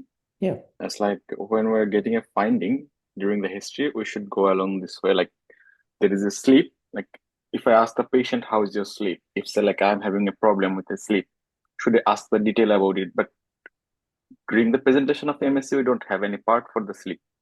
Hmm. Should So we ask the detail about it? no, not all the time. So Oh, very good question, Matthew. Like if it was a case of diagnosis and differential, then yes, you would ask the sleeping questions in detail. But if it is a case of MSc presentation, no need. Just ask the question and then move on. thank you, doctor. Thank you.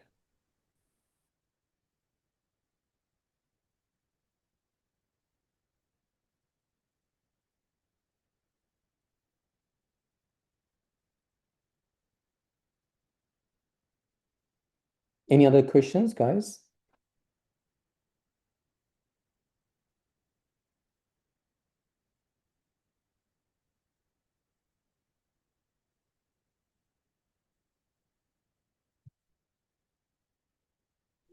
Hello, doctor. I have a question. Yes, Dr. Priyanka. Yeah.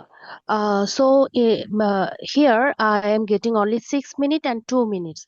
Literally, I am getting no time for my preparation before presenting my history. Am I right? Yeah, you can't, you're not. So that's the problem because now Yeah. if you want, you can take time. The problem in this kind of case is that you will run out of time. There is rarely you will get any time, especially psychiatry. You will definitely run out of time if you take a bit of a gap in between. If you want, you can. So it's not always that you have to go straight to the examiner. You can always say, please excuse me for a moment. I'm going to talk to my examiner.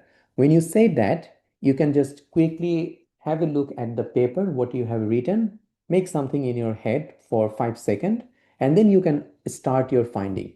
That's fine. You can do it.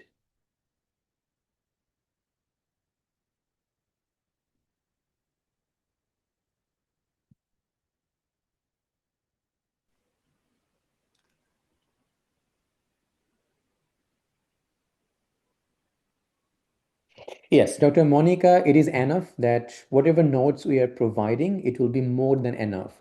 So we can be very sure about it. There is no need of buying any book rather than just buying the AMC handbook. So we also provide the soft copy of the AMC handbook that has that 150 questions, which you can just go through and learn about AMC clinical. But there will be no other books, no other notes, or any research that you will need. We make sure that every batch we update our notes based on the previous 6 month exam related questions. So we try to make updated questions. Every batch is different. So, and also we always make sure the notes has updated guidelines. The guidelines that we follow for AMC clinical is therapeutic guidelines because that's what we follow as a doctor in Australia. So you will always get the best and most updated guidelines in the course note and materials. We never use materials which was like dated 2 years, 3 years ago. A lot of courses do that. They have only one note. Guidelines has changed years ago, but their note did not get changed. But we never do that. Okay. Hi, doctor. Yes, Dr. Hannah. Yeah, I have a question. Of course, obviously, we'll be nervous at that time while presenting the case. So, is it okay, like, to look into the findings what we have written in between while presenting? It is okay. You can. Okay, Yeah. okay. Thank you.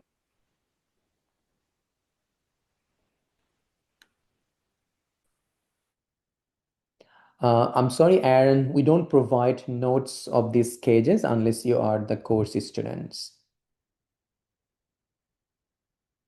For organic cause in this case, like medication, as he has stopped risperidone withdrawal, no need because it's not your diagnosis case. If it was a diagnosis case, then we would go in a little bit more detail. No, HEDS and SADMA is not must in every MSc because this is not a part of MSc. If you are running out of time, you can forget about HEDS and SADMA.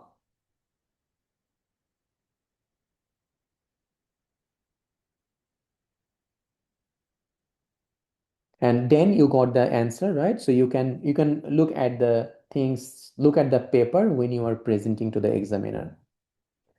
The course is 5 months duration.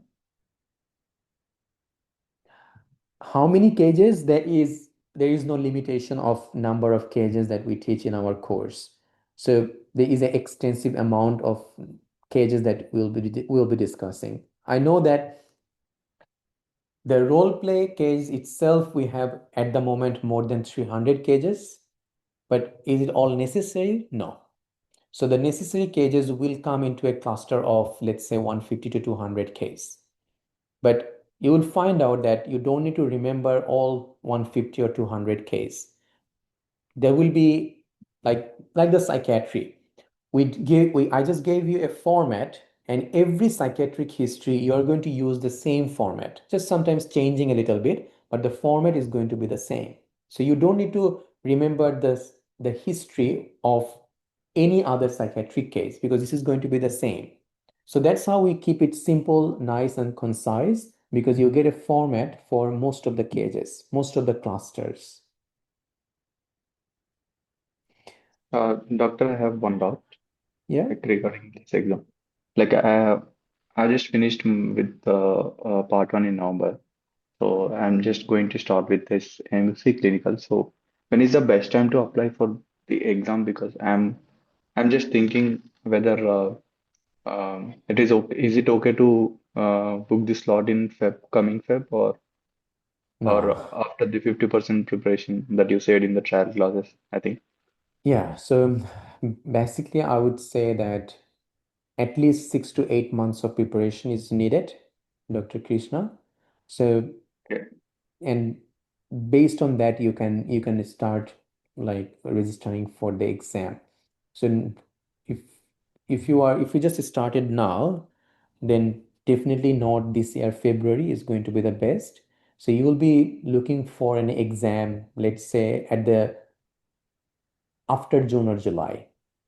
So any exam after June or July, if you can give 6 months, 8 months, that's the time you can go for it. For a safety measure, if if I was here and started preparation from June, I would try to go for the exam in, let's say, in between August to October. Okay, that will be the safest time to go for this exam. Okay, I mean the slots are gonna Mm. open in Feb, right, doctor? Yeah, Like but it's for like next for 3 months, sometimes something like that. So I think February, March, April is done, May, June, July. So still, I don't think June, July. Now it totally depends on you, Dr. Krishna. If you think that when you start preparation and you're doing the role play, you're doing good, you are getting things nice and easy, then yes, June, July, you can apply for the exam. Like the slot you can go for now. But if, oh, and I just think that if you are a beginner, like you just passed, you are not in a position of assessing yourself right now, that if you are going to be able to appear the exam in 6 months. It takes a little bit more time to know. So, and because AMC clinical exam is not refundable, so I usually advise that think about registering for the exam at least after 3 months of your preparation, because by that time you will have that idea what are you doing, how much you have prepared, then you can think. Okay, that's the oh. safest way. So so what are the other slots if I miss the Feb or March slots, doctor? Like um let's say like after June, July. So what are the other months they will conduct? All Uh, months. So they don't, so you will not get any exam in December and January, okay, and every other months there will be exam. okay, okay. Thank you, doctor. Thank you. Okay, so before I go into some of your questions, why not we do another role play? Let's see if any of you guys can do a role play. Now this time the situation will be changed. You guys will ask questions. I'm just going to be the role player. Anyone who has done anything, like you guys, like anyone who has started your preparation, know a little bit about psychiatry, wants to do a role play?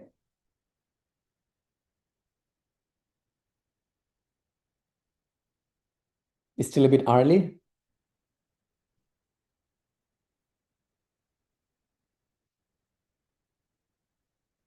Yeah, I guess so. Okay, so that's fine. So I'm not being over ambitious. It's really understandable. You need to go into these cages. So read these cages, get that understanding, and start doing some role plays. If you are already a course student, in the student portal, you will see that there is a note for psychiatry MSc class. Go into that note, you will see a lot of cages that comes in exam under MSc. You can start doing role play on them. Okay, at least do one role play and try to just the same one that me and Dr. Samira has done. You can just do the same thing and see how you're doing, and start doing the role play with your study partners. The study partners should not be more than three in a group, because it's too much. You will not get chance to do role play and you will just waste your time. So the best thing is have a group of three people and start doing role play each other. Okay. But first of all, read these things first. Read the whole MSc topic that we just discussed today. And then after a few days, start doing role play with each other. What I'm going to do that when we start the course, we will have another class on psychiatry MSc role play. Okay, so we'll do a full psychiatry role play altogether in that case. So physical examination workshop, we haven't given any face-to-face workshop date this year yet, but most likely we are going to do it in March, April, and May. That's how it's gonna be. in different states in Australia. Most likely, we will start from Melbourne and Sydney, and then depending on other state, we might add in something in Perth or Brisbane. It depends.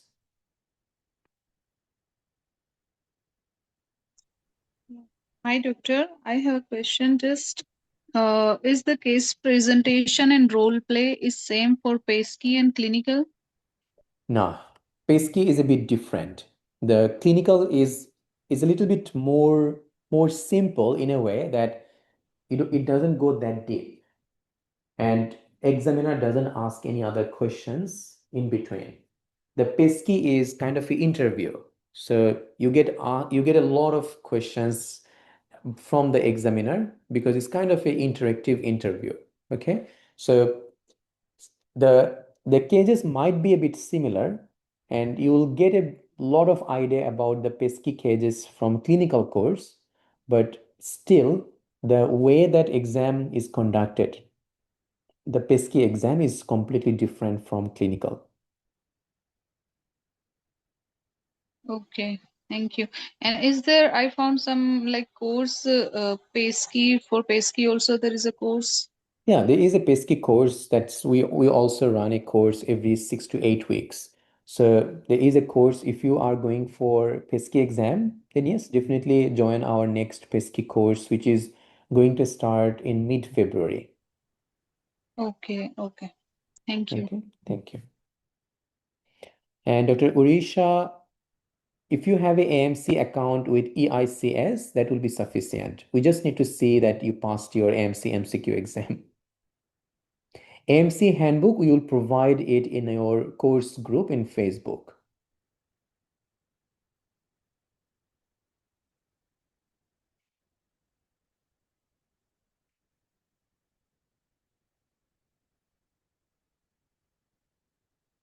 Definitely, Dr. Yazid. So if you already know, so if you got 8 by 14, so you just slightly just could not touch the point, right? And that hurts, I know. But definitely, if you got 8 out of 14, then yes, in 3 to 4 months, you can be fully prepared because the course offers ideally what will happen that we also add all the previous batch recordings in your batch.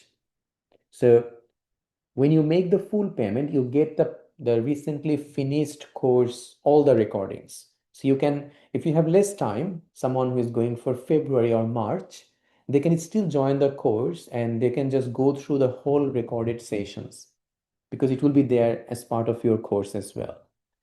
Okay, so it is possible, definitely. In 3 to 4 months, you can finish it.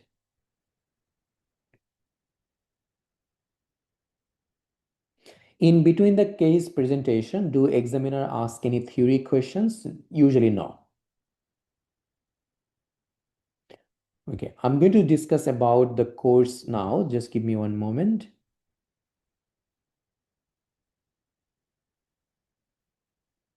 And yes, we also have a full mock exam. So that's for clinical exam, which is like the similar like AMC clinical. We usually we have this once a month. So this time in January, our next one will be on 11th of January. So that's the full mock. So usually the first or second Sunday of each month, we have a full clinical mock exam. And it is offered online. Okay, we don't have any face-to-face full mock. It is online, but the mode or the format of the exam will be same like face-to-face. And a lot of candidates do that just to prepare them for the exam.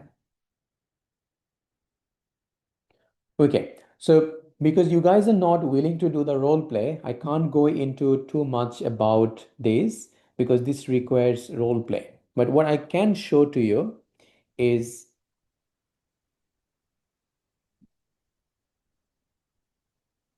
there is some video case that comes in the exam, which is also kind of a mental state examination. So what happens in these video cases is that they give you a case and they show you a video for 4 minutes, and then you need to just find out the findings from that video and present MSc to the examiner. Okay? Now, your job at the moment is to find out the findings from this video. So it's an open case for everyone. So I want you to write aseptic J3R on a paper in front of you, and then try to find out the findings from this video, and we'll see what you have got. Okay?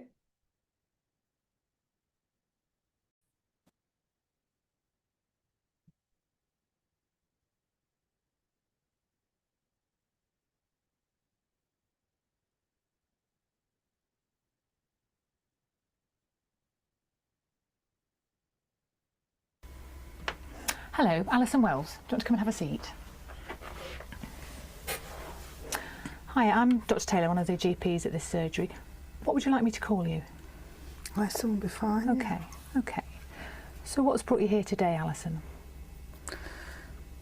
My sister's noticed I'm just a bit fed up, really. Right, okay. My sister said I should come. Right, okay.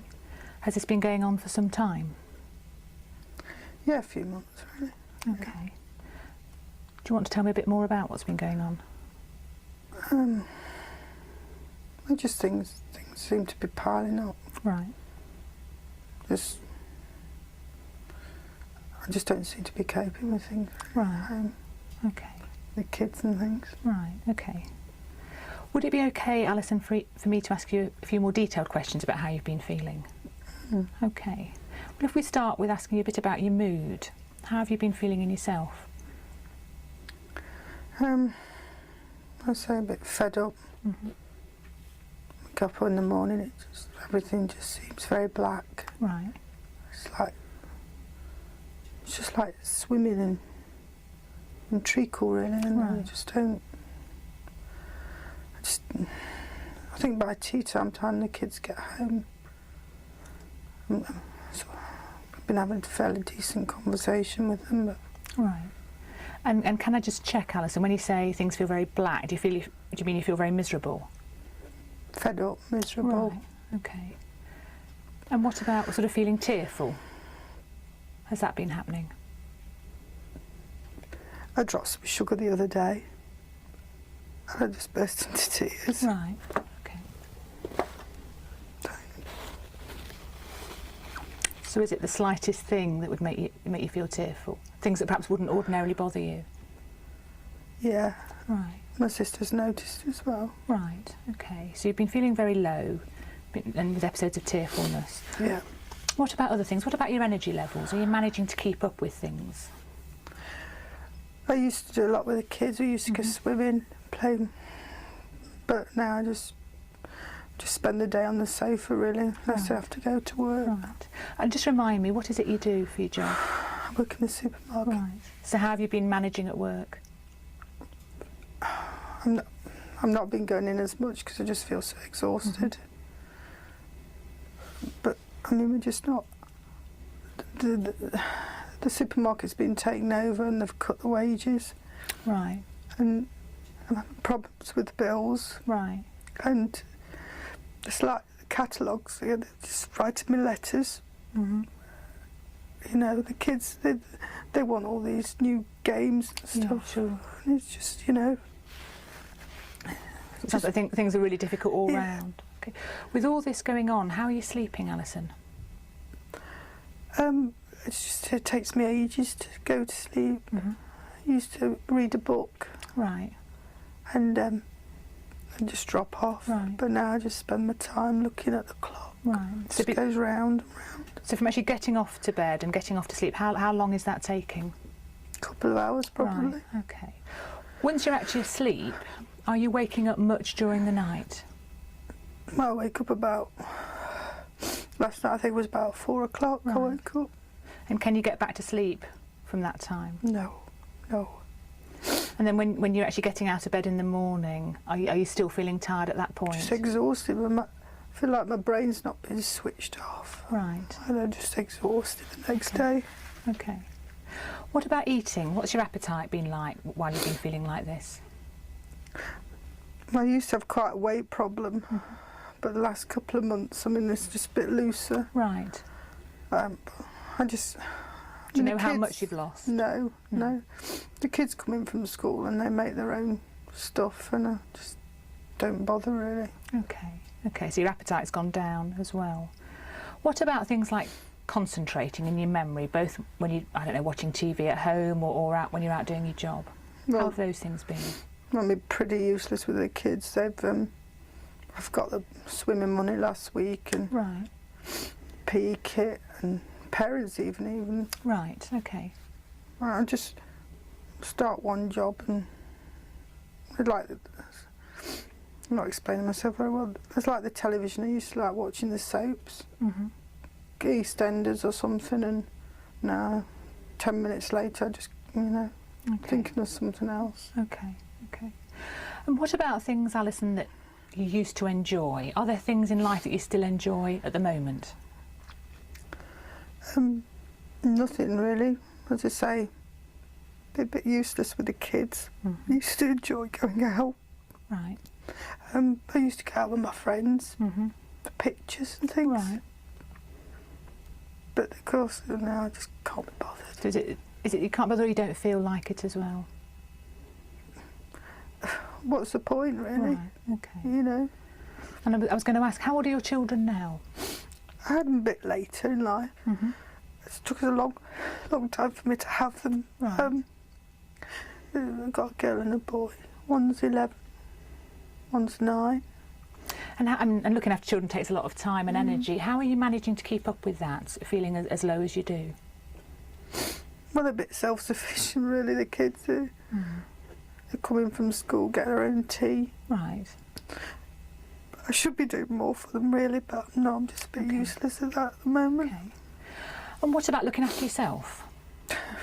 Well, you can see I'm just a mess. Dave used to say, that's my boyfriend. Right.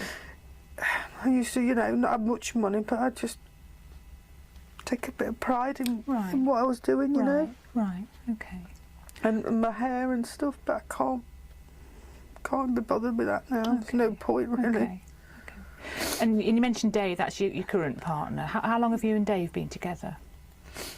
About a year. I met him at work. Right. And how are things, because often when people feel really down, it has a real impact on everything, including their relationships. How are things between you and Dave at the moment? But he's not ringing as much. Right. And he used to text. But he's going, he's getting fed up with me not wanting to go out. Right, okay. And things. It's a slightly embarrassing thing to ask about, but I guess it's important. Often when people are really feeling very low.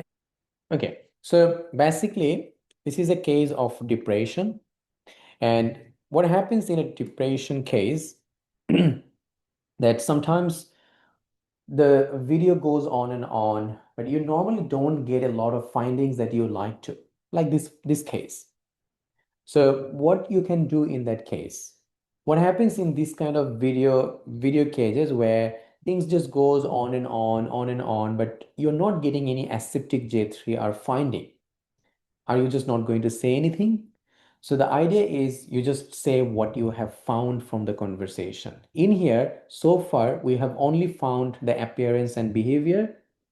We found her speech is very slow, it's a bit monotonous. And the emotion is, she say that she feels miserable, she feels black, she feels low. And the affect is congruent. But we haven't been able to find out anything else apart from it, no perception. So if nothing is found, you just mention to the examiner that perception was not assessed. Her thought form is linear. There was no delusion or any thought content abnormality was not assessed. Insight, cognition, judgment was not assessed. Then you will say the risk. So risk depends. If you found in the video that patient has suicidal thought, then you will say high risk. If not, then you will say low risk. Rapport, yes, patient and the doctor is maintain a good rapport, and the history seems reliable. So if something is not being assessed, don't say that yes, I found that this patient is is having suicidal thought, or I found or that this patient was having hallucination. So please do not add anything by yourself. Only say things that is already there. Okay?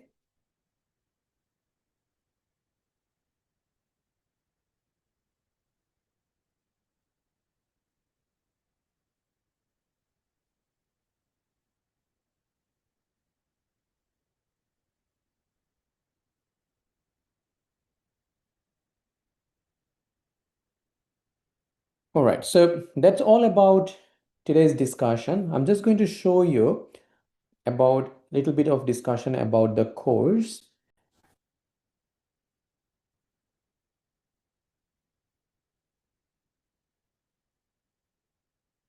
Now, ideally, what we will do in such a class that first we discuss the MSc, like how we have done, and then we would do a role play on the cages. But because you are all very beginners, I don't expect you will do role play on the first class. So that's why we didn't do any role play today, but normally we would do role play. But this role play class on Psychiatry MSc, we will do it during our course. Okay. Now, if you want to enroll into the course, you'll have to go to our firstaidamc.com.au. So if you write it in a Google or any other website, our website will pop up. And then if you go down, you'll see the extensive clinical course. Choose the one which shows 5 months and then click on check info. It will take you to the register now button. So if you click on register now, it will take you through the subscription process. Okay. Now coming back, if you want to know the detail about the course, definitely go here, give it a good read. That will give you the answers of most of your queries. So the course we have started from today, and it's a 5 months course, and we should be able to finish the course by the end of May. Trial class, we had one on 7th December. If you missed that class, please make sure to go to that YouTube. So if you go to that link in the YouTube, you should be able to find out the trial class. The free 2 weeks class has started from today, and you have few more free sessions. If you go to our First Aid AMC Clinical in the Facebook, you will find out we keep all the detail about the class here. So if you click over that, you will see all the class schedules are given. So today is 7th January. We did the psychiatry basics. Then 11th of January, we're doing psychiatry role play. Okay, so the cases that we have done today, we are going to do role play on some of the MSc on 11th. So please try to prepare from this class for your next class. 13th of January and 17th January, you have 2 random role play session. These 2 role play session will be taken by some of our other mentors. So you'll just do some random role play. There is no clusters or anything. Random role play are very scary class for first time or beginners. Now, why we keep random role play class is to give you that test of exam, because in exam you don't have any syllabus, you don't know what can come. So any case can come in front of your eye in the exam, and you need to know what to do on that particular spot. That's what random role play sessions do. It prepares you for the exam. Okay, so you will feel very silly, you will feel scared on those classes, but once you do the course, once you know a little bit more, these classes are going to be easier and easier. And then we will do cardiology 3 class with you, and that will be all the free 2 week session. Please join those free sessions because these are very, very important classes, and we always discuss the most important topics as part of these two topics that you are going to get in the free sessions. Okay, the free class Zoom ID and password will be the same like today, so you can just join exactly how you did today. The course includes everything that anyone need to prepare for AMC clinical exam. You will not need anything else, that we can assure you. The course is divided into theory-based classes, which will be cluster-based approach. When we When I'll do your cardiology class, you will see the cluster-based approach, which is really helpful. And we do role play on the theories, and we do role play randomly. Especially we focus on the recent questions or recent sample questions, which is very important for exam. So you will get a lot of role play of the recent cases, especially the cases that is important for 2026. As part of the course enrollment, everyone will get all of our last 3 years role play session. That means all the cases that's important in the last 3 years that we have discussed in all the batches, it will be given to you without any further payment, which is a list of almost 300 cases. So that if you can cover at even 1 year of that, you will be fully prepared for exam. Physical examination. So as part of the course, you get 1 month online physical examination, which means just like how we are doing the class, you will get an online physical examination. But we also offer face-to-face physical examination, which is like separate from the course, but you get some discounted price on that. Usually, so those usually happens one in every state, usually Brisbane, Sydney, Melbourne, but sometimes based on our candidates' demographics, we add other state, like sometimes Perth will be added and others. So it depends. So that's a 3-day physical examination, and usually we will start updating those dates just after the free 2-week sessions.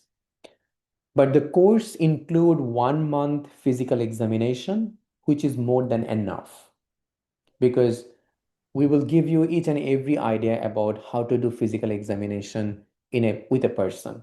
Okay, so that will be enough. But if someone wants to do face-to-face, you can always come into our workshop. You get online mini mock exam. Definitely you get communication skills. The recordings of each class will be given into your portal. Now, you will find out that there are many courses that will just give you recording for 48 hours, or sometimes they will not even give you recordings.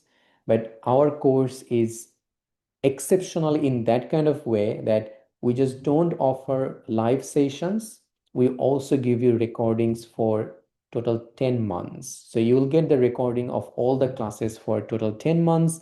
There are possible subscription options of even going for 15 months access. So during your enrollment, you can choose that if you want to.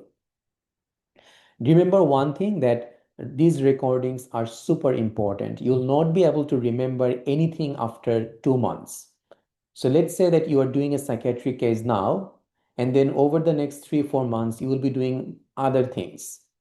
And just before your exam, you forget everything about psychiatry. What will happen? Are you going to rejoin a course because you can't remember them?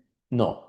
That's what many business like course are doing. They don't give you notes. They don't give you recordings of the class. They ask you to take notes during the class so that there is no note that goes outside. So, but is it helping you? No, because when you need to prepare notes in your class, when you don't get recordings, when you really need before your exam, those are not handy. You will understand that just before your exam, when you have to go through something and you can't find that out, that's not normal, and that you should not feel, especially after giving money for any course. So we make sure that you get those recordings, and you can go for the exam. Like most of you should be able to go for exam within 10 months. So we give you the access until that. Make sure that you prepare for the exam fully and you get full support from us. And that is really, really important when you are choosing a course. Okay, so please make sure to know about the courses that is being offered, because we find a lot of candidates come to us and saying that like this things happened with them and they're frustrated, and there is nothing we can do about it, but we try to give you those informations so that you are well aware that if a course if a course is not giving you notes, if a course is not giving you recordings, is it worth paying for that course? That's really important question that anyone should ask. We also have job hunting class. So there will be a class that we offer to you guys where we will discuss all about registrations, job RMO campaigns. We have an option of one-to-one Zoom meeting with one of our experienced mentor who can give you some like more detailed idea about job, CV writing, and everything else. But there are some added subscription for one-to-one sessions. We also you can get a CPD from our course. So we are a accredited learning provider under Australian Medical Association. So like any classes that you're doing, you can add our classes and get CPD hours. You can also get a CPD certificate. So there are subscription options for CPD in here. Now, what is CPD? You will ask these questions a lot. So let me tell you one thing in a very simple way. If you are currently working as a doctor anywhere, you don't need a CPD.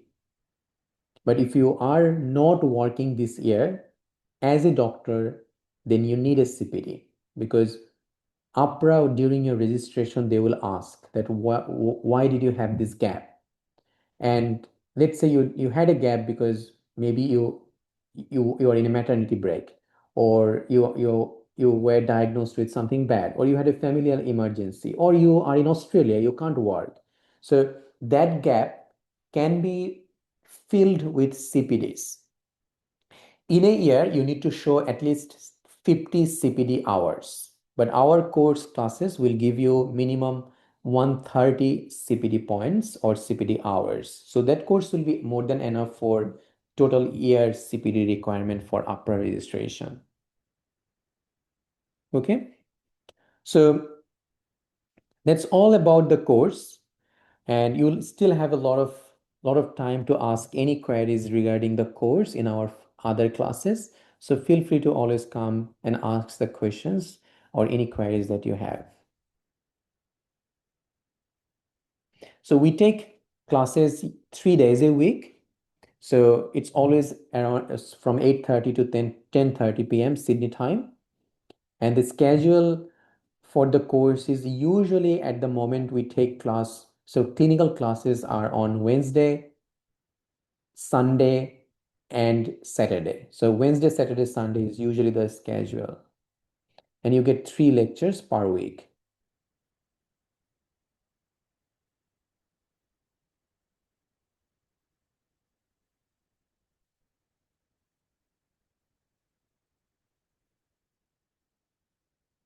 So difference between $9.99 and $12.99. Okay, let me show you.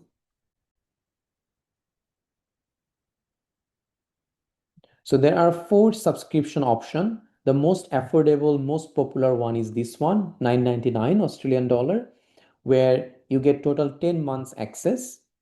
But we can't give you CPD certificate. But if you are member of any other CPD providers like RSCGP, ACRAM, then you can add our classes and you can get all the CPDs. The one that you asked, which one? These two, right? 1199. So this one will have a access of total 15 months. That's that. And this one, which is that's total 10 months access, but this is total 10 months, but you get a CPD certificate as well. Now, any CPD home, if you need to be a member in Australia, you will be paying more than $500. So we are not taking 500, but we also need extra payment to provide the CPD certificate to you. So this number 3 option is total 10 months subscription for the course, plus you get a CPD certificate, which means you don't need to be a member of any other CPD providers. We will provide you the certificate for this year.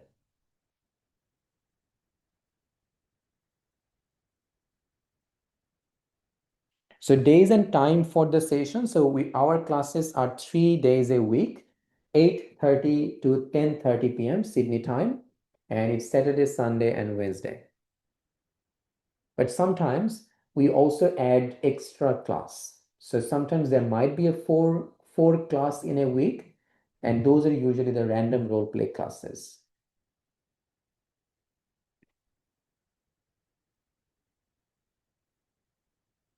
All right, everyone. Very nice to see all of you. Prepare for these cages, and we'll have a good role play sessions on 11th. Thank you all. Have a good night. Bye.